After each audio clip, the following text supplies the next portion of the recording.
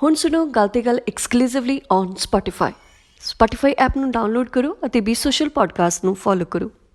ਜਿਵੇਂ ਹੁਣ ਆਪਾਂ ਮੰਮੀ ਉਹਨਾਂ ਨਾਲ ਕਈ ਵਾਰ ਘਰੇ ਗੱਲਬਾਤ ਕਰਦੇ ਹੁੰਦੇ ਹਾਂ, ਤੁਹਾਨੂੰ ਕਦੇ ਉਹਨਾਂ ਨੇ ਕਿਸੇ ਨੇ ਕਿਹਾ ਵੀ ਫਲਾਣਿਆਂ ਦਾ ਬੁੜਾ ਜਾਂ ਫਲਾਣਿਆਂ ਦੀ ਬੇਬੇ ਬਹੁਤ ਸੁਨੱਖੀ ਸੀ?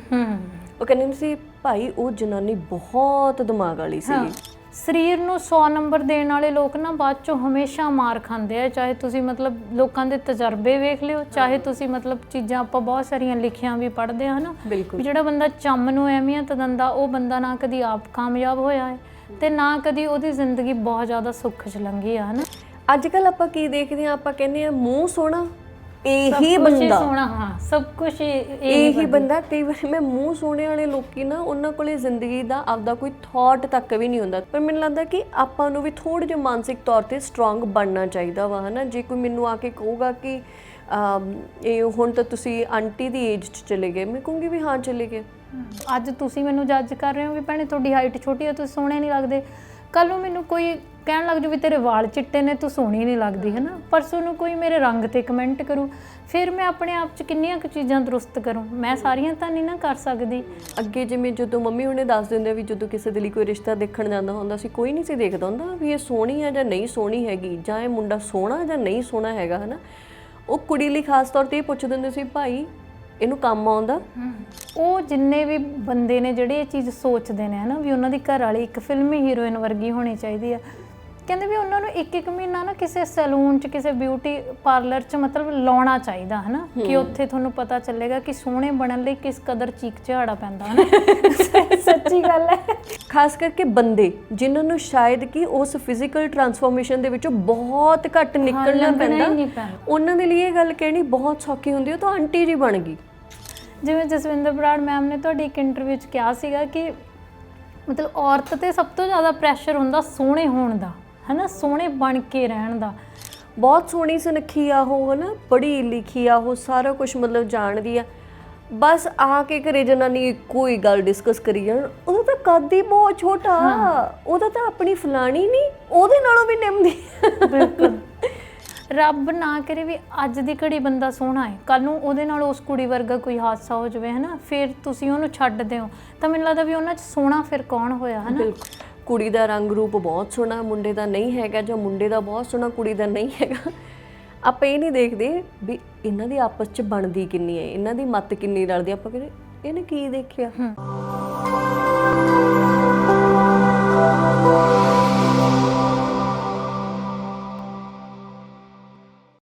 ਬੀ ਸੋਸ਼ਲ ਵੇਖ ਰਹੇ ਸਾਰੇ ਦਰਸ਼ਕਾਂ ਦਾ ਮੈਂ ਗੁਰਦੀਪ ਸਵਾਗਤ ਕਰਦੀ ਹਾਂ। ਸਤਿ ਸ਼੍ਰੀ ਅਕਾਲ। ਉਮੀਦ ਹੈ ਤੁਸੀਂ ਸਾਰੇ ਠੀਕ ਠਾਕ ਹੋਵੋਗੇ। ਦਿਨ ਐਤਵਾਰ ਆ ਅਤੇ ਗੱਲ ਤੇ ਗੱਲ ਦਾ ਨਵਾਂ ਐਪੀਸੋਡ ਲੈ ਕੇ ਇੱਕ ਵਾਰ ਫਿਰ ਤੋਂ ਅਸੀਂ ਹਾਜ਼ਰ ਹਾਂ। ਅੱਜ ਦੇ ਐਪੀਸੋਡ ਦੇ ਵਿੱਚ ਹਮੇਸ਼ਾ ਦੀ ਤਰ੍ਹਾਂ ਮੇਰੇ ਨਾਲ ਭੈਣ ਰੁਪਿੰਦਰ ਸੰਧੂ ਹੋਣਗੇ ਗੱਲਬਾਤ ਕਰਨ ਦੇ ਲਈ। ਅਤੇ ਅੱਜ ਜੋ ਅਸੀਂ ਗੱਲਬਾਤ ਕਰਾਂਗੇ ਉਹ ਕਰਾਂਗੇ, ਕਹਿੰਦੇ ਹੁੰਦੇ ਨੇ ਕਿ ਬਦਲਾਅ ਕੁਦਰਤ ਦਾ ਨਿਯਮ ਆ। ਬਦਲਾਅ ਅਸੀਂ ਇਨਸਾਨਾਂ ਨੂੰ ਲੈ ਕੇ ਗੱਲ ਕਰਾਂਗੇ ਕਿ ਸਾਡੇ ਵਿੱਚ ਕਈ ਵਾਰੀ ਮਾਨਸਿਕ ਵੀ, ਕਈ ਵਾਰ ਸਰੀਰਕ ਵੀ, ਹਰ ਤਰ੍ਹਾਂ ਦਾ ਬਦਲਾਅ ਆਉਂਦਾ ਅਤੇ ਉਹਨਾਂ ਬਦਲਾਅ ਨੂੰ ਕਈ ਵਾਰੀ ਅਸੀਂ ਸਹਿਣ ਦੇ ਲਈ ਤਿਆਰ ਨਹੀਂ ਹੁੰਦੇ, ਜਾਂ ਜੋ ਸਾਡੇ ਸਰੀਰ ਦੇ ਵਿੱਚ ਜਾਂ ਮਾਨਸਿਕ ਤੌਰ 'ਤੇ ਸਾਡੇ ਨਾਲ ਕੁਛ ਬਦਲ ਰਿਹਾ ਹੁੰਦਾ ਤਾਂ ਉਹਨਾਂ ਨੂੰ ਅਸੀਂ ਐਕਸੈਪਟ ਨਹੀਂ ਕਰ ਪਾਉਂਦੇ। ਰੁਪਿੰਦਰ ਭੈਣ ਕਹਿੰਦੇ ਹੁੰਦੇ ਆ ਕਿ ਅਗਰ ਤੁਸੀਂ ਬਦਲਾਅ ਦੇਖਣਾ ਹੋਵੇ ਤਾਂ ਆਪਣੇ ਵਿਹੜੇ 'ਚ ਲੱਗੇ ਦਰਖਤ ਨੂੰ ਦੇਖੋ, ਜਿਹੜਾ ਕਿ ਹਰ ਤਰ੍ਹਾਂ ਦਾ ਮੌਸਮ ਝੱਲਦਾ ਹੈ ਪਰ ਆਪਣੇ ਆਪ ਨੂੰ ਫਿਰ ਵੀ ਉਸੇ ਤਰ੍ਹਾਂ ਹੀ ਖੜਾ ਰੱਖਦਾ ਹੈ, ਖੁਸ਼ਹਾਲ ਰੱਖਦਾ ਹੈ। ਸੋ ਅੱਜ ਇਸ ਵਿਸ਼ੇ 'ਤੇ ਆਪਾਂ ਗੱਲਬਾਤ ਕਰਾਂਗੇ, ਕੁਝ ਆਪਣੇ ਨਿੱਜੀ ਤਜਰਬੇ ਸਾਂਝੇ ਕਰਨ ਦੀ ਕੋਸ਼ਿਸ਼ ਕਰਾਂਗੇ। ਅਤੇ ਆਓ ਰੁਪਿੰਦਰ ਭੈਣ ਹੁਣਾਂ ਨੂੰ ਅਸੀਂ ਜੀ ਆਏ ਕਹਿੰਦੇ ਹਾਂ। ਸਤਿ ਸ਼੍ਰੀ ਅਕਾਲ ਭੈਣੇ। ਸਤਿ ਸ਼੍ਰੀ ਅਕਾਲ ਗੁਰਦੀਪ, ਕੀ ਹਾਲ ਆ? ਬਹੁਤ ਵਧੀਆ, ਤੁਸੀਂ ਕਿਵੇਂ ਹੋ? ਵਧੀਆ, ਠੀਕ ਠਾਕ। ਮੈਂ ਜਦੋਂ ਤੁਸੀਂ ਗੱਲ ਕਰ ਰਹੇ ਸੀ ਮੈਂ ਸੋਚ ਰਹੀ ਸੀ, ਮੈਂ ਕਿਹਾ ਮਤਲਬ ਸਾਰੇ ਬਦਲਾਅ ਨਾ ਆਪਾਂ ਕਈ ਵਾਰੀ ਚੱਲ ਜਾਂਦੇ ਹਾਂ, ਪਰ ਜਦੋਂ ਆਪਾਂ ਦੋਵੇਂ ਗੱਲਾਂ ਕਰ ਰਹੇ ਹੁੰਦੇ ਹਾਂ ਵੀ ਆਪਾਂ ਮੋਟੇ ਹੋ ਰਹੇ ਹਾਂ ਨਾ, ਇਹ ਕਿੱਡਾ ਔਖਾ। ਹਾਂ, ਇਸੇ ਚੀਜ਼ 'ਤੇ ਆਪਾਂ ਕਰਾਂਗੇ ਨਾ। ਕਈ ਵਾਰੀ ਆਪਾਂ ਮੈਂ ਸੱਚੀ ਆਪਣਾ ਤੁਹਾਨੂੰ ਤਜਰਬਾ ਦੱਸਦੀ ਹਾਂ। ਜਦੋਂ ਅਨੰਤ ਹੋਈ ਸੀ ਤਾਂ ਮੈਂ ਆਪਦੀ ਲਾਈਫ 'ਚ, ਆਪਦੀ ਸੁਰਤ 'ਚ ਮੈਂ ਪਹਿਲੀ ਵਾਰ ਇੰਜੈਕਸ਼ਨ ਉਦੋਂ ਲਵਾਇਆ ਸੀਗਾ। ਮੈਨੂੰ ਆਪਦੇ ਸਰੀਰ 'ਚ ਨਾ ਸੂਈ ਲੱਗਣ ਤੋਂ ਵੀ ਡਰ ਲੱਗਦਾ ਹੁੰਦਾ ਸੀ। ਉਹ ਤਾਂ ਚਲੋ ਮੇਰਾ ਫੋਬੀਆ ਕਹਿ ਲਓ ਇੱਕ ਤਰ੍ਹਾਂ ਦੇ ਨਾਲ, ਹੈ ਨਾ। ਅਤੇ ਜਦੋਂ ਕਿਉਂਕਿ ਉਹਨੇ ਹੋਣਾ ਸੀ, ਉਹਦਾ ਵੇਟ ਜ਼ਿਆਦਾ ਹੋਣ ਕਰਕੇ ਜਾਂ ਉਹਦੀ ਪੋਜੀਸ਼ਨ ਇੱਦਾਂ ਦੀ ਹੋਣ ਕਰਕੇ, ਅਤੇ ਮੇਰੀ ਸੀ ਸੈਕਸ਼ਨਿੰਗ ਹੋਈ, ਹੈ ਨਾ, ਉਦੋਂ ਮੇਰੀ ਸਰਜਰੀ ਹੋਈ। ਉਹਦੀ ਸਰਜਰੀ ਜਦੋਂ ਹੋ ਗਈ ਉਦੋਂ ਤਾਂ ਮੈਨੂੰ ਇੰਨਾ ਮਹਿਸੂਸ ਨਹੀਂ ਹੋਇਆ ਹੈਗਾ। ਤਾਂ ਥੋੜ੍ਹੇ ਟਾਈਮ ਬਾਅਦ ਜਦੋਂ ਤੁਸੀਂ ਆਪਦੇ ਸਰੀਰ ਨੂੰ ਦੇਖਦੇ ਹੋ ਜਾਂ ਆਪਦੇ ਸਰੀਰ 'ਚ, ਕਿਉਂਕਿ ਮਾਂ ਬਣਨ ਤੋਂ ਬਾਅਦ ਇੱਕਦਮ ਤੁਹਾਡਾ ਸਰੀਰ ਕਾਫੀ ਬਦਲ ਜਾਂਦਾ ਵਾ, ਹੈ ਨਾ। ਜਦੋਂ ਮੈਂ ਉਹ ਤਬਦੀਲੀਆਂ ਦੇਖਦੀ ਹੁੰਦੀ ਸੀ, ਜਾਂ ਜਦੋਂ ਮੈਨੂੰ ਇਹ ਖਿਆਲ ਆਉਂਦਾ ਹੁੰਦਾ ਸੀਗਾ ਕਿ ਵੀ ਮੇਰੇ ਨਾ ਸਰੀਰ 'ਤੇ ਇੱਕ ਕੱਟ ਲੱਗ ਗਿਆ ਅਤੇ ਉਹਦੇ 'ਤੇ ਟਾਂਕਿਆਂ ਦੇ ਨਿਸ਼ਾਨ ਵੀ ਹੋ ਗਏ, ਮੈਨੂੰ ਬਹੁਤ ਡਿਪਰੈਸ਼ਨ ਹੁੰਦਾ ਸੀ। ਮੈਨੂੰ ਐਂਦਾ ਸੀ ਕਿ ਹਾਈ ਮੇਰੀ ਬੋਡੀ ਸਾਫ਼ ਸੁਥਰੀ ਸੀਗੀ, ਇਹਦੇ 'ਤੇ ਨਿਸ਼ਾਨ ਕਿਉਂ ਪੈ ਗਿਆ, ਜਾਂ ਇਹਦੇ 'ਤੇ ਕੋਈ ਕੱਟ ਕਿਉਂ ਲੱਗ ਗਿਆ, ਹੈ ਨਾ। ਜਦੋਂ ਮੈਂ ਦੇਖਦੀ ਹੁੰਦੀ ਸੀ ਮੈਨੂੰ ਬਹੁਤ ਐ ਫੀਲ ਹੁੰਦਾ ਸੀਗਾ। ਅਤੇ ਇਹ ਸੁਣਨ ਵਾਲੇ ਨੂੰ ਹੁਣ ਮੈਨੂੰ ਲੱਗਦਾ ਹੁੰਦਾ ਵੀ ਇਹ ਕਿੱਡੀ ਕੁ ਗੱਲ ਸੀਗੀ, ਹੈ ਨਾ। ਜਿਹੜਾ ਸੁਣਨ ਵਾਲੇ ਨੂੰ ਲੱਗੂਗਾ, ਜਾਂ ਜੇ ਮੈਂ ਤੁਹਾਨੂੰ ਉਸ ਟਾਈਮ ਦੱਸਦੀ ਹੈ ਨਾ, ਤੁਹਾਨੂੰ ਲੱਗਣਾ ਸੀਗਾ ਵੀ ਇਹ ਕਿੱਡੀ ਕੁ ਗੱਲ ਸੀਗੀ, ਇਹਦੇ 'ਤੇ ਰਿਐਕਟ ਕਰਨ ਵਾਲੀ ਕਿਹੜੀ ਗੱਲ ਆ, ਵੀ ਤੁਸੀਂ ਇੰਨਾ ਸ਼ੁਕਰ ਕਰੋ ਤੁਹਾਡਾ ਬੱਚਾ ਤੰਦਰੁਸਤ ਹੋ ਗਿਆ। ਪਰ ਹਾਂ, ਸੱਚੀ ਉਸ ਟਾਈਮ ਇਹ ਮਹਿਸੂਸ ਕਰਦੀ ਹੁੰਦੀ ਸੀ ਵੀ ਇਹ ਮੇਰੇ ਨਾਲ ਕੀ ਹੋ ਗਿਆ ਨਾ, ਜਾਂ ਮੇਰਾ ਸਰੀਰ ਪਹਿਲਾਂ ਵਰਗਾ ਨਹੀਂ ਰਿਹਾ, ਹੈ ਨਾ, ਜਾਂ ਮੇਰੀ ਬੋਡੀ ਦੀ ਸਟਰੈਂਥ ਪਹਿਲਾਂ ਵਰਗੀ ਨਹੀਂ ਲਈ। ਜਿਵੇਂ ਹੁਣ ਵੀ ਮੈਂ 3 ਸਾਲ ਦੀ ਹੋ ਗਈ, ਉਹ ਕਈ ਵਾਰੀ ਇੰਨੀ ਫਿਜ਼ੀਕਲ ਪੇਨ ਹੁੰਦੀ ਆ ਵੀ ਉਹ ਕਈ ਵਾਰ ਬਰਦਾਸ਼ਤ ਤੋਂ ਵੀ ਬਾਹਰ ਹੋ ਜਾਂਦੀ ਆ, ਹੈ ਨਾ। ਜਾਂ ਫਟਾਫਟ ਜਿਵੇਂ ਆਪਾਂ ਭੱਜ ਨੱਠ ਕੇ ਪਹਿਲਾਂ ਕੰਮ ਕਰਦੇ ਹਾਂ, ਹੈ ਨਾ, ਉਨਾ ਨਹੀਂ ਕਰ ਹੁੰਦਾ ਹੈਗਾ, ਕਾਫੀ ਬਦਲਾਅ ਆ ਜਾਂਦੇ। ਅਤੇ ਉਹ ਚੀਜ਼ਾਂ ਨਾ ਮੈਨੂੰ ਬੜਾ ਸਟਰੈਸ ਦਿੰਦੀਆਂ ਹੁੰਦੀਆਂ ਸੀਗੀਆਂ ਪਹਿਲਾਂ, ਹੁਣ ਵੀ ਦਿੰਦੀਆਂ ਨੇ।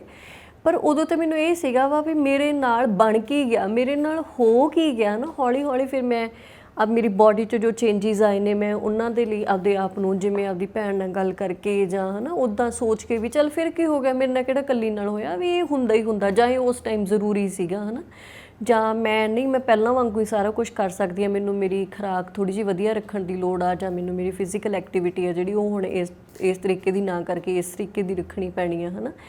ਫਿਰ ਹੁਣ ਕਿਤੇ ਜਾ ਕੇ ਉਹ ਚੀਜ਼ ਮੈਨੂੰ ਨੋਰਮਲ ਲੱਗਣ ਲੱਗੀਆਂ ਨੇ ਵੀ ਚੱਲ ਕੋਈ ਗੱਲ ਨਹੀਂ, ਹੈ ਨਾ। ਪਰ ਬਹੁਤ ਵਾਰ ਇੱਦਾਂ ਹੁੰਦਾ ਭੈਣੇ, ਕਈ ਵਾਰੀ ਖਾਸ ਕਰਕੇ ਔਰਤਾਂ ਨੂੰ ਜਿਨ੍ਹਾਂ ਦੇ ਬੱਚੇ ਹੋਣ ਤੋਂ ਬਾਅਦ ਕਈ ਵਾਰ ਭਾਰ ਵੱਧ ਜਾਂਦਾ ਵਾ, ਜਾਂ ਉਹਨਾਂ ਦੀ ਕੋਈ ਸਰਜਰੀ ਹੋ ਗਈ, ਜਾਂ ਅਸੀਂ ਰੀਸੈਂਟ ਮੇਰੀ ਫੈਮਿਲੀ ਦੇ ਵਿੱਚ ਦੇਖ ਰਹੇ ਹਾਂ ਨਾ, ਤਾਂ ਸਾਡੇ ਬਹੁਤ ਕਲੋਜ਼ ਵਨ ਨੇ ਜਿਨ੍ਹਾਂ ਦੀ ਸਰਜਰੀ ਹੋਈ ਅਤੇ ਉਹਨਾਂ ਦੀ ਬਿਮਾਰੀ ਤੋਂ ਉਹ ਰਿਕਵਰ ਹੋ ਗਏ ਨੇਗੇ। ਪਰ ਜੋ ਸਰਜਰੀ ਹੋਈ ਜਾਂ ਇਸ ਬਿਮਾਰੀ ਦੌਰਾਨ ਉਹਨਾਂ ਨੂੰ ਰਿਕਵਰ ਕਰਦਿਆਂ ਹੋਏ ਜੋ ਉਹਨਾਂ ਦੇ ਫਿਜ਼ੀਕਲ ਅਪੀਅਰੈਂਸ, ਉਹਨਾਂ ਦੀ ਸਰੀਰਕ ਦਿੱਖ, ਉਹਨਾਂ ਦੀ ਜਿਹੜੀ ਬਦਲੀ ਆ, ਉਹ ਐਕਸੈਪਟ ਨਹੀਂ ਕਰ ਪਾ ਰਹੇ ਹੈਗੇ, ਹੈ ਨਾ। ਇਸ ਕਰਕੇ ਉਹ ਹਾਲੇ ਵੀ ਥੋੜ੍ਹਾ ਕਿ ਕਾਫੀ ਜ਼ਿਆਦਾ ਸਟਰੈਸ ਦੇ ਵਿੱਚ ਨੇ। ਤਾਂ ਮੈਨੂੰ ਲੱਗਦਾ ਹੁੰਦਾ ਕਿ ਉਸ ਚੀਜ਼ 'ਤੇ ਵੀ ਸਾਨੂੰ ਜ਼ਰੂਰ ਗੱਲ ਕਰਨੀ ਚਾਹੀਦੀ, ਕਿਉਂਕਿ ਆਲਾ ਦੁਆਲਾ, ਹੈ ਨਾ, ਉਸ ਟਾਈਮ ਤੁਹਾਡੇ ਬਾਰੇ ਇਹ ਸੋਚ ਰਿਹਾ ਹੁੰਦਾ ਕਿ ਇਹ ਓਵਰ ਰਿਐਕਟ ਕਰ ਰਹੇ ਨੇ, ਜਾਂ ਓਵਰ ਥਿੰਕ ਕਰ ਰਹੇ ਨੇ, ਲੋੜ ਤੋਂ ਹੀ ਜ਼ਿਆਦਾ ਸੋਚ ਰਹੇ ਨੇ ਵੀ ਕੋਈ ਗੱਲ ਨਹੀਂ, ਫਿਰ ਕੀ ਹੋ ਗਿਆ, ਤਾਂ ਹੋਣਾ ਹੀ ਸੀ ਨਾ। ਪਰ ਮੈਨੂੰ ਲੱਗਦਾ ਹੁੰਦਾ ਉਸ ਟਾਈਮ 'ਤੇ ਤੁਹਾਨੂੰ ਸਮਝਣ ਅਤੇ ਤੁਹਾਨੂੰ ਮਾਹੌਲ ਦੇਣ ਲਈ ਤੁਹਾਡਾ ਆਲਾ ਦੁਆਲਾ ਉਵੇਂ ਦਾ ਹੀ ਹੋਣਾ ਚਾਹੀਦਾ ਆ। ਗੁਰਦੀਪ, ਕੁੜੀਆਂ ਜਿਵੇਂ ਤੁਸੀਂ ਗੱਲ ਕੀਤੀ ਹੈ ਨਾ, ਬੱਚੇ ਹੋਣ ਤੋਂ ਬਾਅਦ ਕਈ ਵਾਰੀ ਨਾ ਆਪਾਂ ਜਦੋਂ ਘਰਾਂ 'ਚ ਗੱਲ ਕਰਦੇ ਹੁੰਦੇ ਹਾਂ, ਜਿਵੇਂ ਆਪਾਂ ਨੂੰ ਕੋਈ ਕਹਿ ਦੂ ਵੀ ਹੁਣ ਤੂੰ ਬਹੁਤ ਮੋਟੀ ਹੋ ਰਹੀ ਆ, ਹੁਣ ਮਤਲਬ ਤੇਰਾ ਰੰਗ ਓਨਾ ਗੋਰਾ ਨਹੀਂ ਰਿਹਾ ਜਾਂ ਸੋਹਣਾ ਨਹੀਂ ਰਿਹਾ, ਤੂੰ ਉਨੀ ਮਤਲਬ ਸਕਿਨ ਉਨੀ ਸ਼ਾਈਨ ਨਹੀਂ ਕਰਦੀ, ਹੈ ਨਾ। ਤਾਂ ਮੈਨੂੰ ਲੱਗਦਾ ਕਿ ਆਪਾਂ ਨੂੰ ਨਾ ਕਿਸੇ ਨਾਲ ਰੋਸਾ ਨਹੀਂ ਹੁੰਦਾ ਉਸ ਵਕਤ। ਜੇ ਮਤਲਬ ਮੰਨ ਲਓ ਮੈਨੂੰ ਘਰ 'ਚ ਕਿਸੇ ਨੇ ਵੀ ਕਹਿਤਾ, ਪਰ ਮੈਨੂੰ ਰੋਸਾ ਕਿਹਦੇ ਨਾਲ ਹੁੰਦਾ, ਮੈਨੂੰ ਹੋਊਗਾ ਵੀ ਆਪਾਂ ਹਸਬੈਂਡ ਨੂੰ ਅਕਸਰ ਕਹਿੰਦੇ ਵੀ ਤੁਹਾਨੂੰ ਬੱਚੇ ਨਹੀਂ ਪੈਦਾ ਕਰਨੇ ਪਏ, ਤੁਹਾਨੂੰ ਤਾਂ ਨਹੀਂ ਪਤਾ, ਹੈ ਨਾ। ਸੱਚੀ ਮਤਲਬ ਮਾਂ ਬਣਨਾ ਨਾ ਬਹੁਤ ਸਾਰੇ ਚੇਂਜ ਲਿਆਉਂਦਾ ਤੁਹਾਡੇ 'ਚ, ਫਿਜ਼ੀਕਲੀ ਨਹੀਂ ਮੈਂਟਲੀ ਵੀ ਬਹੁਤ ਲੈ ਕੇ ਆਉਂਦਾ, ਹੈ ਨਾ। ਆਪਾਂ ਕਹਿੰਦੇ ਵੀ ਸਾਡੇ ਕਿੰਨੇ ਮੂਡ ਸਵਿੰਗਸ ਹੁੰਦੇ ਆ, ਫਿਰ ਆਪਾਂ ਨੂੰ ਸਾਰੇ ਕਹਿ ਦਿੰਦੇ ਵੀ ਹੁਣ ਤਾਂ ਤੇਰਾ ਮਿਜ਼ਾਜ ਵੀ ਪਹਿਲਾਂ ਵਰਗਾ ਨਹੀਂ ਰਿਹਾ, ਪਹਿਲਾਂ ਤੂੰ ਇੰਨਾ ਹੱਸਦੀ ਸੀ, ਇੰਨਾ ਖੁਸ਼ ਸੀ, ਹੈ ਨਾ।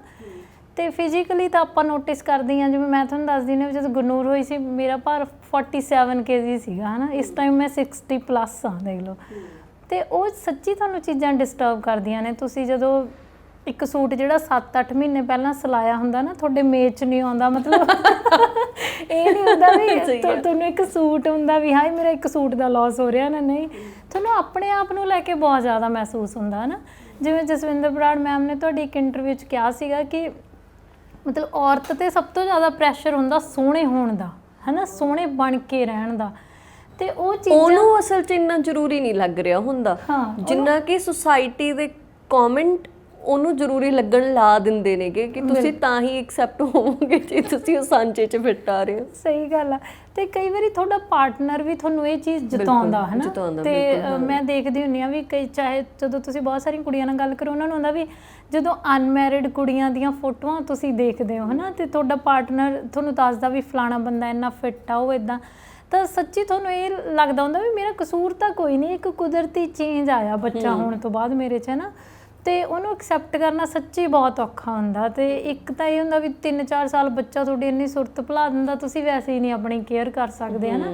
ਕੌਣ ਬੰਦਾ ਨਹੀਂ ਚਾਹੁੰਦਾ ਵੀ ਮੈਂ ਸੋਹਣਾ ਬਣਾ, ਮੈਂ ਪਹਿਲਾਂ ਵਰਗਾ ਦਿਖਾਂ, ਪਰ ਇਹ ਕੁਦਰਤੀ ਨਿਯਮ ਆ ਕਿ ਤੁਸੀਂ ਚਾਹੇ ਕਿਸੇ ਪਸ਼ੂ 'ਚ ਵੀ ਦੇਖ ਲਓ ਨਾ, ਉਹ ਵੀ ਮਤਲਬ ਬਦਲਾਅ ਉਹਦੇ 'ਚ ਵੀ ਆਉਂਦਾ ਹੈ ਨਾ ਜਦੋਂ, ਤੇ ਆਪਣੇ 'ਚ ਤਾਂ ਆਉਣਾ ਹੀ ਆਉਣਾ, ਮਤਲਬ ਇਹ ਕੁਦਰਤ ਨੇ ਇਹ ਚੀਜ਼ ਬਣਾਈ ਹੈ। ਪਰ ਹਾਂ ਇਹ ਹੈ ਕਿ ਦੂਜਿਆਂ ਨੂੰ ਦੇਖ ਕੇ ਕੁਛ ਕੁ ਚੀਜ਼ਾਂ ਆਪਾਂ ਸਿੱਖਦੇ ਹਾਂ ਕਿ ਆਪ ਤੋਂ ਪਹਿਲਾਂ ਵਾਲੇ ਬੰਦੇ ਜਿਹੜੇ ਉਸ ਦੌਰ 'ਚੋਂ ਲੰਘ ਚੁੱਕੇ ਨੇ ਨਾ, ਉਹਨਾਂ ਨੂੰ ਦੇਖ ਕੇ ਤੁਸੀਂ ਦੇਖੋ ਵੀ ਜ਼ਰੂਰ ਵੀ 10 ਸਾਲ ਪਹਿਲਾਂ ਇਹ ਕਿਹੋ ਜਿਹਾ ਸੀ ਤੇ ਅੱਜ ਇਹ ਕਿਹੋ ਜਿਹਾ।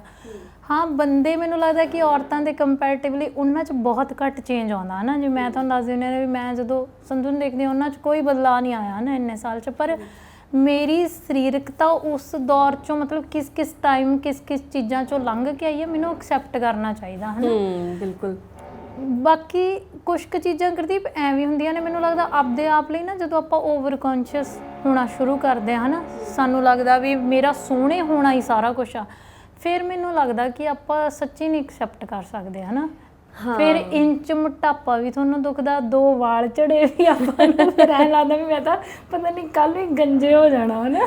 ਹਾਂ ਨਹੀਂ ਭੈਣੇ, ਅਸਲ 'ਚ ਪਤਾ ਕੀ ਆ, ਜਦ ਇੱਕ ਦਿਨ ਨਾ ਮੈਂ ਉਹੀ ਜਿਵੇਂ ਮੈਂ ਪੜ੍ਹਦੀ ਰਹਿੰਦੀ ਹਾਂ ਵੀ ਨਿਆਣਿਆਂ ਨੂੰ ਵੱਡੇ ਕਰਨ ਵਾਲਾ ਇੱਕ ਪੇਜ ਜਿਹਾ ਬਣਿਆ ਹੋਇਆ ਵਾ ਹੈ ਨਾ, ਉਹਦੇ 'ਤੇ ਬੜੀਆਂ ਸੋਹਣੀਆਂ ਚੀਜ਼ਾਂ ਦੱਸਦੇ ਨੇ। ਉਹਦੇ 'ਤੇ ਨਾ ਉਹਨਾਂ ਨੇ ਲਿਖਿਆ ਹੋਇਆ ਸੀਗਾ ਵੀ ਕਦੇ ਵੀ ਬੱਚਿਆਂ ਨੂੰ ਉਹਨਾਂ ਦੀ ਸਰੀਰਕ ਦਿੱਖ ਦੇ ਲਈ ਤੁਸੀਂ ਕੰਪਲੀਮੈਂਟ ਨਾ ਕਰੋ ਹੈ ਨਾ, ਵੀ ਤੂੰ ਸੋਹਣਾ ਦਿਖਦਾ, ਤੂੰ ਤਾਂ ਬਹੁਤ ਹੀ ਫਬੀਜਨ ਆ, ਤੇਰੇ ਤਾਂ ਕੱਪੜੇ ਬਹੁਤ ਸੋਹਣੇ ਪਾਏ ਹੋਏ ਨੇ, ਵੀ ਇਹਨਾਂ ਚੀਜ਼ਾਂ ਨੂੰ ਲੈ ਕੇ ਕਦੇ ਉਹਨਾਂ ਨੂੰ ਕਮੈਂਟ ਨਾ ਕਰੋ। ਮੈਨੂੰ ਲੱਗਦਾ ਹੁੰਦਾ ਕਿ ਉਹ ਸਿਰਫ ਬੱਚਿਆਂ ਦੇ ਲਈ ਜ਼ਰੂਰੀ ਨਹੀਂ ਹੈਗਾ, ਉਹ ਸਾਡੇ ਵੱਡਿਆਂ ਦੇ ਲਈ ਵੀ ਬਹੁਤ ਜ਼ਰੂਰੀ ਆ ਹੈ ਨਾ। ਮੈਂ ਸੱਚੀ ਸ਼ਾਇਦ ਕਿਸੇ ਨੂੰ, ਮੈਂ ਨਹੀਂ ਕਹਿੰਦੀ ਵੀ ਆਂਟੀ ਵਰਡ ਆ ਜਿਹੜਾ, ਉਹ ਆਂਟੀ ਸ਼ਬਦ ਆ ਜਿਹੜਾ, ਉਹ ਕਿਸੇ ਦੀ ਬੇਇੱਜ਼ਤੀ ਲਈ ਜਾਂ ਉਹ ਐਡਾ ਕੋਈ ਡੈਰੋਗੇਟਰੀ ਵਰਡ ਆ ਵੀ ਉਹਨੂੰ ਕਹਿਣ ਦੇ ਨਾਲ ਕਿਸੇ ਦੀ ਕੋਈ ਬੇਇੱਜ਼ਤੀ ਹੋ ਜਾਂਦੀ ਆ। ਪਰ ਆਪਣੀ ਨਾ ਸੁਸਾਇਟੀ ਸਮਝਦੀ ਆ ਵੀ ਕਿਸੇ ਦੀ ਮਤਲਬ ਕਿਸੇ ਕੁੜੀ ਦੀ ਤੁਸੀਂ ਬੇਇੱਜ਼ਤੀ ਕਰਨੀ ਹੈ ਤਾਂ ਉਹਨੂੰ ਆਂਟੀ ਕਹਿ ਦਿਓ ਹੈ ਨਾ। ਇਸ ਚੀਜ਼ 'ਤੇ ਬਹੁਤ ਵੱਡਾ ਉਹ ਆ ਨਾ। ਅਤੇ ਮੰਨ ਲਓ ਵੀ ਜਿਵੇਂ ਕੋਈ ਕੁੜੀ ਆ ਹੈ ਨਾ, ਉਹ ਥੋੜ੍ਹੀ ਜਿਹੀ ਭਾਰੀ ਹੋ ਗਈ ਵਿਆਹ ਤੋਂ ਬਾਅਦ, ਜਾਂ ਫਿਰ ਉਹ ਬੱਚੇ ਹੋਣ ਤੋਂ ਬਾਅਦ, ਆਪਣੇ ਪਤਾ ਸੁਸਾਇਟੀ ਕੀ ਕਹਿੰਦੀ ਆ, ਈਵਨ ਸਾਡੀਆਂ ਔਰਤਾਂ ਵੀ ਕਈ ਵਾਰ ਕਹਿ ਦਿੰਦੀਆਂ, ਖਾਸ ਕਰਕੇ ਬੰਦੇ ਜਿਨ੍ਹਾਂ ਨੂੰ ਸ਼ਾਇਦ ਕਿ ਉਸ ਫਿਜ਼ੀਕਲ ਟਰਾਂਸਫੋਰਮੇਸ਼ਨ ਦੇ ਵਿੱਚੋਂ ਬਹੁਤ ਘੱਟ ਨਿਕਲਣਾ ਪੈਂਦਾ, ਉਹਨਾਂ ਦੇ ਲਈ ਇਹ ਗੱਲ ਕਹਿਣੀ ਬਹੁਤ ਸੌਖੀ ਹੁੰਦੀ, ਉਹ ਤਾਂ ਆਂਟੀ ਜੀ ਬਣ ਗਈ, ਆਂਟੀ ਜੀ ਲੱਗਣ ਲੱਗ ਗਈ ਉਹ। ਮਤਲਬ ਵੀ ਆਂਟੀ ਹੋਣਾ ਕੋਈ ਮਾੜੀ ਗੱਲ ਤਾਂ ਨਹੀਂ, ਵੀ ਆਂਟੀ ਹੋਣਾ ਕੋਈ ਮਾੜੀ ਗੱਲ ਤਾਂ ਨਹੀਂ, ਤੁਸੀਂ ਇਹਨੂੰ ਇੱਕ ਉਹ ਸ਼ਬਦ ਬਣਾਤਾ ਵੀ ਇਹ ਨਾ ਬੇਇੱਜ਼ਤੀ ਵਾਲਾ ਸ਼ਬਦ ਆ, ਇਹ ਤੁਸੀਂ ਸਾਰੀ ਉਮਰ ਨਹੀਂ ਆਪਦੇ ਲਈ ਸੁਣਨਾ। ਇਸ ਕਰਕੇ ਜਦੋਂ ਆਪਾਂ 40 ਸਾਲ ਦੇ ਵੀ ਹੋ ਜਾਂਦੇ ਹਾਂ ਨਾ, ਆਪਣੇ ਮੇਰੀ ਕੋਈ ਸਹੇਲੀ ਆ ਅਤੇ ਉਹ ਆਪਦੇ ਬੱਚੇ ਨੂੰ ਮੇਰੇ ਨਾਲ ਮਿਲਵਾ ਰਹੀ ਆ, ਮਤਲਬ ਕੁਲੀਗ ਵਾਂਗੂ ਹੀ ਆਪਣੇ ਹੈ ਨਾ, ਤਾਂ ਉਹ ਆਪਾਂ ਪ੍ਰੋਫੈਸ਼ਨਲ ਫਰੈਂਡਸ ਆ, ਅਤੇ ਉਹ ਕਹਿੰਦੇ ਵੀ ਤੁਸੀਂ ਵੀ ਇਹ ਦੀਦੀ ਨੇ ਹੈ ਨਾ। ਮੈਂ ਕਿਹਾ ਵੀ ਨਹੀਂ, ਤੁਸੀਂ ਮੈਨੂੰ ਆਂਟੀ ਕਹਿ ਸਕਦੇ ਹੋ। ਮੈਂ ਕਿਹਾ ਵੀ ਕਮਾਉਣ ਆਪਾਂ ਇੱਕੋ ਹੀ ਉਮਰ ਦੇ ਆ, ਅਤੇ ਤੇਰਾ ਬੱਚਾ ਮੈਨੂੰ ਆਂਟੀ ਕਹਿ ਸਕਦਾ ਆ ਹੈ ਨਾ, ਹੁਣ ਉਹਦੇ ਲਈ ਮੈਂ ਦੀਦੀ ਥੋੜ੍ਹੀ ਹੋਊਂਗੀ ਹੈ ਨਾ। ਪਰ ਆਪਣੇ ਸਮਝਦੇ ਨੇ, ਅਗਰ ਕਿਸੇ ਕੁੜੀ ਨੂੰ ਤੁਸੀਂ ਇਨਸਲਟ ਵੀ ਕਰਨਾ, ਜਾਂ ਤੁਸੀਂ ਉਹਨੂੰ ਖਿਜਾਉਣਾ ਵਾ, ਜਾਂ ਤੁਸੀਂ ਕਹਿ ਲਓ ਕਿ ਤੁਸੀਂ ਸਿਰਫ ਆਪਣੇ ਮਨ ਦੀ ਭੜਾਸ ਕੱਢਣ ਲਈ ਉਹਨੂੰ ਨੀਵਾਂ ਦਿਖਾਉਣਾ, ਤਾਂ ਤੁਸੀਂ ਉਹਨੂੰ ਕਹਿ ਦਿਓ ਵੀ ਇਹ ਤਾਂ ਆਂਟੀ ਆ, ਹੁਣ ਤਾਂ ਆਂਟੀ ਬਣੀ ਪਈ ਆ ਹੈ ਨਾ, ਜਾਂ ਆਂਟੀ ਦਿਸਣ ਲੱਗ ਗਈ। ਮੈਨੂੰ ਇੱਕ ਤਾਂ ਇਹ ਨਹੀਂ ਸਮਝ ਆਉਂਦੀ ਹੈਗੀ ਵੀ ਆਂਟੀ ਹੋਣਾ ਮਤਲਬ ਗੁਨਾਹ ਹੋ ਗਿਆ ਹੈ ਨਾ। ਸੋ ਇਹਨਾਂ ਚੀਜ਼ਾਂ ਨੂੰ ਆਪਾਂ ਨੂੰ ਕਿਉਂ ਮਹਿਸੂਸ ਹੁੰਦਾ ਵਾ ਵੀ ਆਪਾਂ ਵਧੀਆ ਦਿਸਣੇ ਚਾਹੀਦੇ ਆ, ਕਿਉਂ ਪ੍ਰੈਸ਼ਰ ਹੁੰਦਾ? ਇਸੇ ਕਰਕੇ ਪ੍ਰੈਸ਼ਰ ਹੁੰਦਾ ਕਿਉਂਕਿ ਨਾ ਸੁਸਾਇਟੀ ਤੁਹਾਡਾ, ਆਪਾਂ ਦਾ ਬਹੁਤ ਦੂਰ ਦੀ ਗੱਲ ਆ, ਤੁਹਾਡਾ ਇੰਚ ਭਾਰ ਵਧਿਆ ਹੋਇਆ ਵੀ ਐਕਸੈਪਟ ਨਹੀਂ ਕਰਦੀ ਹੈਗੀ। ਉਹਨਾਂ ਨੂੰ ਲੱਗਦਾ ਕਿ ਤੁਸੀਂ ਪ੍ਰੋਪਰ ਸ਼ੇਪ 'ਚ ਹੋਣੇ ਚਾਹੀਦੇ ਹੋ ਹੈ ਨਾ। ਉਲਟਾ ਜੇ ਤੁਸੀਂ ਪਿੰਡ ਜਾਂਦੇ ਹੋ, ਜੇ ਤੁਸੀਂ ਸੱਚੀ ਆਪਣਾ ਵੇਟ ਮੇਨਟੇਨ ਕੀਤਾ ਹੋਇਆ, ਉੱਥੇ ਸਾਰਿਆਂ ਨੂੰ ਫਿਕਰ ਪੈ ਜਾਂਦਾ ਵਾ ਵੀ ਤੂੰ ਤਾਂ ਸੁੱਕਿਆ ਪਿਆ, ਹਾਂ ਵੀ ਤੂੰ ਤਾਂ ਜਮਾ ਹੀ ਰਹਿ ਗਈ, ਤੇਰੇ ਤਾਂ ਹੋਰ ਹੀ ਕੁਛ ਬਣਿਆ ਪਿਆ। ਉੱਥੇ ਜਾ ਕੇ ਮਹਿਸੂਸ ਹੁੰਦਾ ਵੀ ਯਾਰ ਆਹ ਚੀਜ਼ ਸੁਣਨ ਲਈ ਤਾਂ ਨਹੀਂ ਸੀ ਤੁਸੀਂ ਇੰਨਾ ਜ਼ੋਰ ਲਾਇਆ, ਇੰਨਾ ਮਿੱਠਾ ਕੱਟ ਆਫ ਕੀਤਾ ਲਾਈਫ 'ਚ, ਤੁਸੀਂ ਇੰਨੀਆਂ ਚੀਜ਼ਾਂ ਖਾਣ ਵਾਲੀਆਂ ਕੱਟ ਆਫ ਕੀਤੀਆਂ ਤੇ ਐਕਸੈਪਟ ਤੁਹਾਨੂੰ ਫੇਰ ਨਹੀਂ ਕੋਈ ਕਰ ਰਿਹਾ ਹੈਗਾ। ਸਹੀ ਗੱਲ। ਇਹ ਬਹੁਤ ਕੋਈ ਮੈਂਟਲੀ ਸਟਰੋਂਗ ਬੰਦਾ, ਮਾਨਸਿਕ ਤੌਰ 'ਤੇ ਮਜ਼ਬੂਤ ਬੰਦਾ ਹੋਊਗਾ, ਜਿਹਨੂੰ ਸੱਚੀ ਇਹਨਾਂ ਗੱਲਾਂ ਦਾ ਅਸਰ ਨਹੀਂ ਹੁੰਦਾ ਹੋਊਗਾ ਹੈ ਨਾ, ਜਿਹਨੂੰ ਮਤਲਬ ਕੋਈ ਫਰਕ ਨਹੀਂ ਪੈਂਦਾ ਵੀ ਉਹਦੇ ਬਾਰੇ ਦੁਨੀਆ ਕੀ ਕਹਿ ਰਹੀ ਹੈ ਕੀ ਨਹੀਂ ਕਹਿ ਰਹੀ ਹੈਗੀ। ਪਰ ਸੱਚੀ ਹਲੇ ਮੈਨੂੰ ਲੱਗਦਾ ਹੁੰਦਾ ਕਿ ਮੈਂ ਤਾਂ ਨਹੀਂ ਹਲੇ ਉਨੀ ਮੈਂਟਲੀ ਸਟਰੋਂਗ ਹੈਗੀ। ਜਿਹੜੀਆਂ ਚੀਜ਼ਾਂ ਚਲੋ ਆਪਾਂ ਕਰਨੀਆਂ ਲਾਈਫ 'ਚ, ਆਪਣੇ ਡਿਸੀਜਨ ਲੈਂਦੇ ਆਪਾਂ ਲੈਂਦੇ ਵੀ ਹਾਂ, ਪਰ ਕਿਤੇ ਨਾ ਕਿਤੇ ਸੱਚੀ ਆਪਾਂ ਲੋਕਾਂ ਦੀਆਂ ਕਈਆਂ ਹੋਈਆਂ ਗੱਲਾਂ ਤੋਂ ਪ੍ਰਭਾਵਿਤ ਵੀ ਹੋ ਜਾਂਦੇ ਹਾਂ ਵੀ ਯਾਰ। ਜਿਵੇਂ ਹੁਣ ਰੀਸੈਂਟਲੀ ਮੇਰਾ ਮੈਂ ਕੋਸ਼ਿਸ਼ ਨਹੀਂ ਕੀਤੀ, ਚਲੋ ਡੇਂਗੂ ਹੋਣ ਤੋਂ ਬਾਅਦ ਮੇਰਾ ਵੇਟ ਥੋੜ੍ਹਾ ਜਿਹਾ ਘਟ ਗਿਆ ਨਾ। ਹੁਣ ਸਾਰੇ ਜਣੇ ਜਦੋਂ ਮੈਨੂੰ ਐਂ ਕਹਿਣ ਲੱਗੇ ਕਿ ਹੁਣ ਤੁਸੀਂ ਸੋਹਣੇ ਲੱਗਦੇ ਹੋ, ਮੈਨੂੰ ਇੱਕਦਮ ਮੈਂ ਫੀਲ ਹੋਇਆ ਵੀ ਅੱਛਾ ਮਤਲਬ ਵੀ ਪਹਿਲਾਂ ਨਹੀਂ ਸੀ ਇਹਨੂੰ ਨੂੰ ਵਧੀਆ ਲੱਗਦੀ ਮੈਂ, ਹੈਨਾ। ਉਹ ਚੀਜ਼ ਫਿਰ ਤੁਹਾਨੂੰ ਕਹਿੰਦੀ ਆ, ਮਜਬੂਰ ਕਰਦੀ ਆ ਵੀ ਹੁਣ ਤੂੰ ਆਪਣਾ ਵੇਟ ਇਹਨੂੰ ਇੱਥੇ ਹੀ ਪੌਂਡ ਵਧਣਾ ਨਹੀਂ ਚਾਹੀਦਾ ਤੇਰਾ, ਹੈਨਾ। ਤੇਰੀ ਸੂਈ ਉਨੇ ਤੇ ਹੀ ਰਹਿਣੀ ਚਾਹੀਦੀ ਆ। ਸੋ ਇਹ ਚੀਜ਼ਾਂ ਮੈਨੂੰ ਲੱਗਦੀਆਂ ਹੁੰਦੀਆਂ ਨੇ ਕਿ ਤੁਸੀਂ ਤਾਂ ਐਕਸੈਪਟ ਕਰ ਲੈਂਦੇ ਹੋ, ਪਰ ਆਲਾ ਦੁਆਲਾ ਤੁਹਾਨੂੰ ਉਹਨਾਂ ਚੀਜ਼ਾਂ ਨੂੰ ਐਕਸੈਪਟ ਕਰਨ 'ਚ ਹੈਲਪ ਨਹੀਂ ਕਰਦਾ ਕਦੇ ਵੀ। ਦੇਖੋ ਗੁਰਦੀਪ, ਆਪਾਂ ਨਾ ਆਪਣੇ ਲਈ ਚੀਜ਼ਾਂ ਮੈਨੂੰ ਲੱਗਦਾ ਬਹੁਤ ਜ਼ਿਆਦਾ ਆਪ ਵੀ ਤੈਅ ਕਰ ਲੈਂਦੇ ਹਾਂ ਨਾ, ਖਾਸ ਕਰਕੇ ਸੱਚੀ ਔਰਤਾਂ ਬਹੁਤ ਕਰਦੀਆਂ ਨੇ। ਜਿਵੇਂ ਨਾ ਇੱਕ ਆਚਾਰੀਆ ਪ੍ਰਸ਼ਾਂਤ ਨੇ ਫੇਸਬੁੱਕ ਤੇ, ਮੈਂ ਕਈ ਵਾਰ ਉਹਨਾਂ ਦੀ ਵੀਡੀਓ ਸੁਣਨ ਲੱਗ ਜਾਂਦੀ ਹਾਂ। ਉਹਨਾਂ ਦੀ ਇੱਕ ਵੀਡੀਓ ਬਹੁਤ ਜ਼ਿਆਦਾ ਪਪੂਲਰ ਹੋਈ ਸੀ ਨਾ, ਉਹਦੇ 'ਚ ਇਹ ਸੀਗਾ ਕਿ ਜਿੰਨਾ ਔਰਤਾਂ ਤੇ ਤੁਸੀਂ ਨਾ ਸੋਹਣੇ ਬਣਨ ਦਾ ਪ੍ਰੈਸ਼ਰ ਬਣਾਉਂਦੇ ਹੋ ਕਿ ਤੂੰ ਹਮੇਸ਼ਾ ਵਧੀਆ ਦਿਖਣੀ ਚਾਹੀਦੀ ਆ, ਤੂੰ ਹਮੇਸ਼ਾ ਮਤਲਬ ਫਿੱਟ ਦਿਖਣੀ ਚਾਹੀਦੀ ਆ, ਤੇ ਕਹਿੰਦੇ ਵੀ ਤੁਸੀਂ ਉਹ ਜਿੰਨੇ ਵੀ ਬੰਦੇ ਨੇ ਜਿਹੜੇ ਇਹ ਚੀਜ਼ ਸੋਚਦੇ ਨੇ ਹਨਾ ਵੀ ਉਹਨਾਂ ਦੀ ਘਰ ਵਾਲੀ ਇੱਕ ਫਿਲਮੀ ਹੀਰੋਇਨ ਵਰਗੀ ਹੋਣੀ ਚਾਹੀਦੀ ਆ, ਕਹਿੰਦੇ ਵੀ ਉਹਨਾਂ ਨੂੰ ਇੱਕ ਮਹੀਨਾ ਨਾ ਕਿਸੇ ਸੈਲੂਨ 'ਚ, ਕਿਸੇ ਬਿਊਟੀ ਪਾਰਲਰ 'ਚ ਮਤਲਬ ਲਾਉਣਾ ਚਾਹੀਦਾ ਹਨਾ, ਕਿ ਉੱਥੇ ਤੁਹਾਨੂੰ ਪਤਾ ਚੱਲੇਗਾ ਕਿ ਸੋਹਣੇ ਬਣਨ ਲਈ ਕਿਸ ਕਦਰ ਚੀਕ ਝਾੜਾ ਪੈਂਦਾ ਹਨਾ। ਸੱਚੀ ਗੱਲ ਹੈ ਕਿ ਔਰਤਾਂ ਜਦੋਂ ਵੈਕਸ ਕਰਾਉਂਦੀਆਂ ਨੇ ਕਿੰਨਾ ਪੇਨਫੁਲ ਹੁੰਦੀਆਂ ਨੇ ਇਹ ਸਾਰੀਆਂ ਚੀਜ਼ਾਂ। ਤੁਸੀਂ ਥ੍ਰੈਡਿੰਗ ਕਰਾਉਂਦੇ ਹੋ, ਅਪਰ ਲਿਪਸ ਕਰਾਉਂਦੇ ਹੋ ਹਨਾ, ਤੇ ਬੰਦੇ ਲਈ ਇਹ ਪ੍ਰੈਸ਼ਰ ਨਹੀਂ ਹੈਗਾ ਹਨਾ। ਬੰਦੇ ਜਦੋਂ ਕੁੜੀਆਂ, ਆਪਾਂ ਮੁੰਡੇ ਲਈ ਕੁੜੀ ਵੀ ਦੇਖਦੇ ਹਾਂ ਤਾਂ ਸਭ ਤੋਂ ਪਹਿਲੀ ਕੰਡੀਸ਼ਨ ਹੁੰਦੀ ਆ ਰੰਗ ਗੋਰਾ ਹੋਵੇ ਹਨਾ। ਸਾਡੇ ਲਈ ਮਤਲਬ ਰੰਗ ਗੋਰਾ ਹੀ ਸੋਹਣੇ ਹੋਣ ਦਾ ਮਾਪਦੰਡ ਆ, ਤੇ ਬੰਦੇ ਲਈ ਤੁਸੀਂ ਇਹ ਕੰਡੀਸ਼ਨਸ ਨਹੀਂ ਰੱਖਦੇ। ਬੰਦੇ ਲਈ ਮੁੰਡੇ ਤਾਂ ਕਣਕ ਉਨੀ ਸੋਹਣੇ ਲੱਗਦੇ ਹੁੰਦੇ, ਮੁੰਡੇ ਲਈ ਇਸ਼ਤਿਹਾਰ ਹੁੰਦਾ ਵੀ ਵਧੀਆ ਕਮਾਉਂਦਾ ਹੋਵੇ, ਚੰਗੇ ਘਰ ਦਾ ਹੋਵੇ ਹਨਾ। ਹੁਣ ਜਿਹੜੀ ਕੁੜੀ ਲਈ ਤੁਸੀਂ ਕੰਡੀਸ਼ਨ ਹੀ ਪਹਿਲੀ ਸੋਹਣੇ ਹੋਣਾ ਰੱਖੀ ਆ, ਤਾਂ ਉਹਦੇ ਦਿਮਾਗ ਤੇ ਕਿਉਂ ਨਹੀਂ ਸੋਹਣੇ ਹੋਣਾ ਸਾਰੀ ਉਮਰ ਲਈ ਹਾਵੀ ਹੋਊ ਹਨਾ।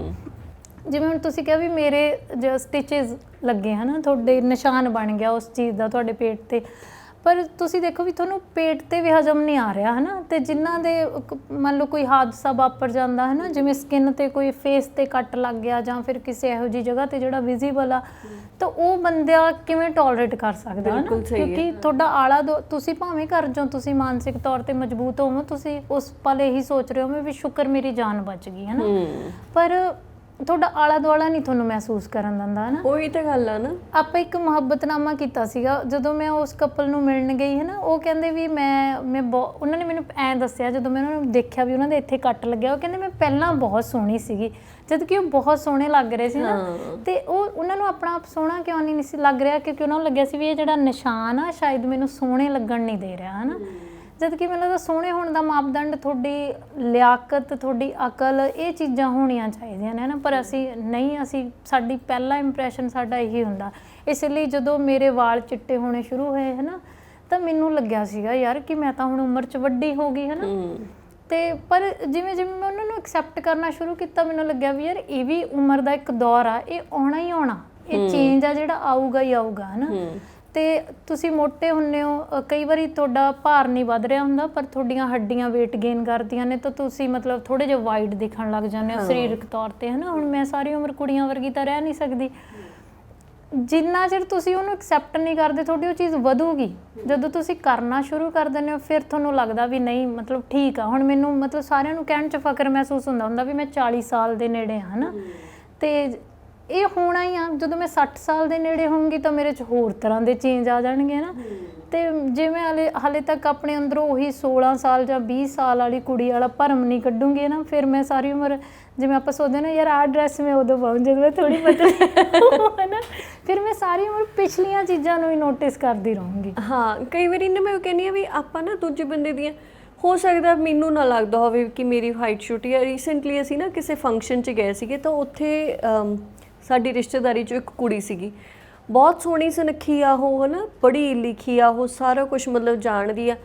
ਬਸ ਆ ਕੇ ਘਰੇ ਜਨਾਨੀ ਇੱਕੋ ਹੀ ਗੱਲ ਡਿਸਕਸ ਕਰੀ ਜਾਣ, ਉਹਦਾ ਤਾਂ ਕੱਦ ਹੀ ਬਹੁਤ ਛੋਟਾ, ਉਹਦਾ ਤਾਂ ਆਪਣੀ ਫਲਾਣੀ ਨਹੀਂ ਉਹਦੇ ਨਾਲੋਂ ਵੀ ਨਿੰਮਦੀ, ਬਿਲਕੁਲ ਉਹਦੀ ਹਾਈਟ, ਉਹਦੇ ਮਾਂ-ਬਾਪ ਨੂੰ ਨਹੀਂ ਫਿਕਰ ਹੈ ਨਾ। ਤੁਹਾਨੂੰ 30 ਤਾਂ ਜਾ ਕੇ ਬਹੁਤ ਫਿਕਰ ਹੋਣ ਲੱਗ ਗਿਆ ਵੀ ਉਹਦੀ ਹਾਈਟ ਛੋਟੀ ਹੈ। ਤੁਸੀਂ ਇਹ ਨਹੀਂ ਨੋਟਿਸ ਕੀਤਾ ਵੀ ਉਹਦਾ ਪਤਾ ਕੀ ਕਹਿਣ, ਉਹ ਤਾਂ ਸੋਹਣੀ ਸੁਨੱਖੀ ਬਹੁਤ ਆ, ਕੱਦ ਕੰਨੀਓ ਮਾਰ ਕੇ ਵੀ ਜਿਹੜੀ ਤਾਂ ਚੀਜ਼ ਉਹਦੇ ਹੱਥ 'ਚ ਹੋਵੇ ਫਿਰ ਤਾਂ ਤੁਸੀਂ ਕਹੋ ਵੀ ਲੈ ਤੂੰਗਾ ਤੇ ਕੰਜੂਸੀ ਕੀਤੀ, ਭੋਰਾ ਕੱਪ ਆਪਣੇ ਆਪ ਨੂੰ 2 ਇੰਚ ਹੋਰ ਦੇ ਦੇਣੇ ਸੀਗੇ ਹੈ ਨਾ। ਜਿਹੜੀ ਗੱਲ ਸਾਡੇ ਹੱਥ 'ਚ ਹੀ ਹੈ ਨਹੀਂ, ਜਿਹੜੀਆਂ ਕੁਛ ਚੀਜ਼ਾਂ ਨੇ ਜੈਨੇਟਿਕਲੀ ਜਾਂਦੀਆਂ ਨੇ ਜਾਂ ਨੇਚਰ ਕੁਦਰਤੀ ਜਿਹੜੀਆਂ ਚੀਜ਼ਾਂ ਨੇ, ਹੋ ਸਕਦਾ ਜਿਵੇਂ ਹੁਣ ਮੇਰੇ ਮਦਰ ਦੀ ਹਾਈਟ ਸੀ, ਮੇਰੇ ਬ੍ਰਦਰ ਦੀ ਹਾਈਟ 6 ਫੁੱਟ ਆ, ਸਾਡੀ ਦੋਨਾਂ ਭੈਣਾਂ ਦੀ ਹਾਈਟ ਨਹੀਂ ਹੈਗੀ, ਮੇਰੀ ਭੈਣ ਮੇਰੇ ਤੋਂ ਵੀ 1 ਇੰਚ ਨਿੰਮਦੀ ਆ, ਹੈ ਨਾ। ਤਾਂ ਇਹ ਮਤਲਬ ਜਿਹੜੀਆਂ ਚੀਜ਼ਾਂ ਸਾਡੇ ਹੱਥ 'ਚ ਹੀ ਨਹੀਂ ਹੈਗੀਆਂ, ਤੁਸੀਂ ਦੂਜੇ ਬੰਦੇ ਨੂੰ ਸੁਣਾ ਕੇ ਐਵੇਂ ਡੀਮੋਰਲਾਈਜ਼ ਕਰੀ ਜਾਂਦੇ ਹੋ, ਹੈ ਨਾ।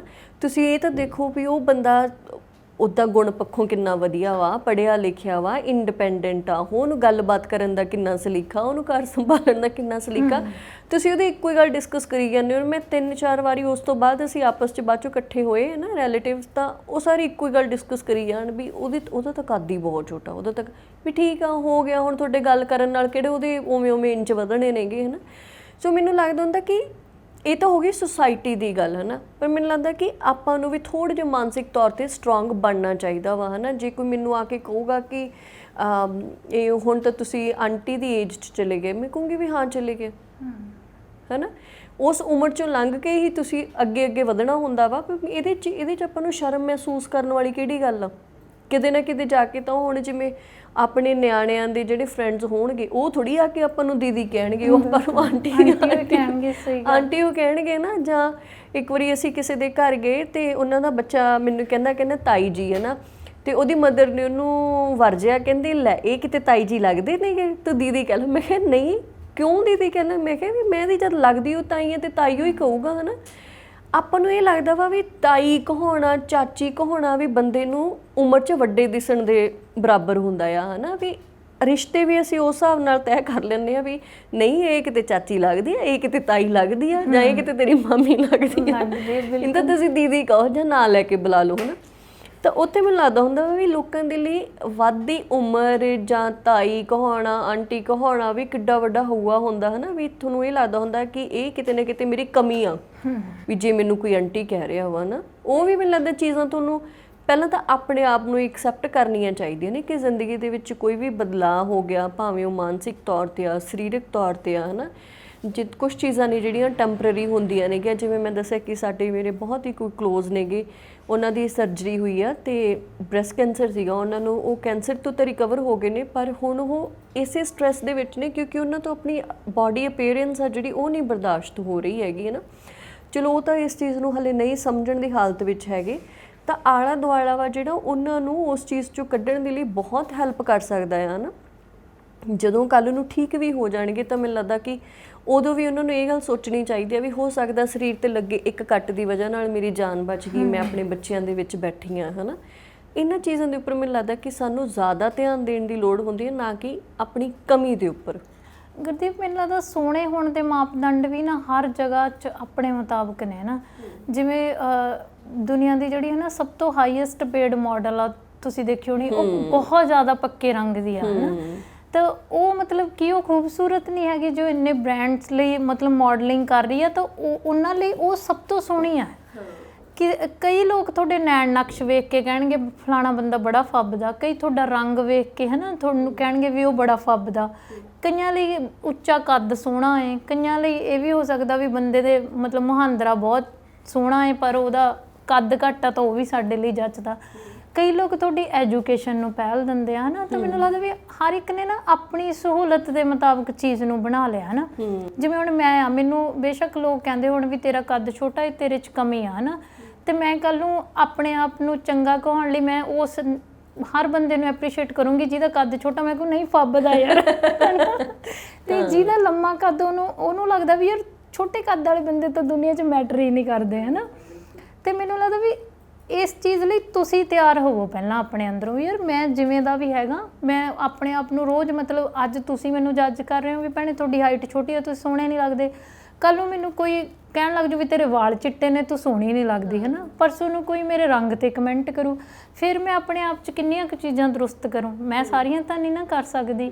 ਫਿਰ ਕੋਈ ਆ ਕੇ ਮੇਰੇ ਕੱਪੜਿਆਂ 'ਤੇ ਵੀ ਕਹਿਣ ਲੱਗ ਜੂ। ਤਾਂ ਮੈਨੂੰ ਲੱਗਦਾ ਕਿ ਮੈਂ ਜਿਵੇਂ ਹੈਗੀ ਹਾਂ ਮੈਨੂੰ ਲੱਗਣਾ ਚਾਹੀਦਾ ਵੀ ਮੈਂ ਇਹਦੇ 'ਚ ਜੇ ਕੁਛ ਪਲੱਸ ਕਰ ਸਕਦੀ ਹਾਂ। ਤੁਸੀਂ ਆਪਦੇ ਸਰੀਰ 'ਤੇ ਕਦੀ ਮਿਹਨਤ ਨਹੀਂ ਕਰ ਸਕਦੇ। ਮਿਹਨਤ ਕਰ ਸਕਦੇ ਹੋ ਕਿ ਹਾਂ ਜੇ ਤੁਹਾਨੂੰ ਫੈਟ ਆ ਗਈ ਤਾਂ ਤੁਸੀਂ ਫਿੱਟ ਹੋ ਜਾਓਗੇ, ਪਰ ਇਹ ਤਾਂ ਨਹੀਂ ਵੀ ਜੇ ਮੇਰਾ ਨੱਕ ਮੋਟਾ ਤਾਂ ਕੱਲ੍ਹ ਨੂੰ ਮੈਂ ਇਹਨੂੰ ਖਿੱਚ ਕੇ ਪਤਲਾ ਕਰ ਲੂੰ, ਹੈ ਨਾ। ਜਾਂ ਮੇਰੀਆਂ ਅੱਖਾਂ ਛੋਟੀਆਂ ਮੈਂ ਇਹਨਾਂ ਨੂੰ ਵੱਡੀਆਂ ਕਰ ਦੂੰਗੀ। ਇਹ ਚੀਜ਼ਾਂ ਨਹੀਂ ਹੋ ਸਕਦੀਆਂ। ਅਤੇ ਉਹ ਚੀਜ਼ਾਂ ਨੂੰ ਨਜ਼ਰਅੰਦਾਜ਼ ਕਰਕੇ ਜੇ ਮੈਨੂੰ ਲੱਗਦਾ ਕਿ ਮੈਂ ਆਪਣੀ ਅਕਲ, ਆਪਣੀ ਲਿਆਕਤ ਦੇ ਉੱਤੇ ਮਿਹਨਤ ਕਰੂੰ ਤਾਂ ਉਹ ਜਦੋਂ ਮੈਂ ਕਿਸੇ ਨੂੰ 4 ਸ਼ਬਦ ਬੋਲੂੰ, ਕੋਈ ਮੇਰੇ ਕੋਲ ਬੈਠ ਕੇ ਕੋਈ ਗੱਲ ਕਰੂਗਾ, ਤਾਂ ਮੈਨੂੰ ਲੱਗਦਾ ਉਹਨੂੰ ਲੱਗੂਗਾ ਵੀ ਯਾਰ ਇਹਦੀ ਸਰੀਰਕ ਦਿੱਖ ਨਾਲੋਂ ਜ਼ਿਆਦਾ ਇਹਦਾ ਮਾਨਸਿਕਤਾ ਨੂੰ ਦੇਖੋ ਨਾ, ਵੀ ਇਹ ਬੰਦਾ ਮੈਂਟਲੀ ਕਿੰਨਾ ਸ਼ਾਨਦਾਰ ਹੈ ਨਾ।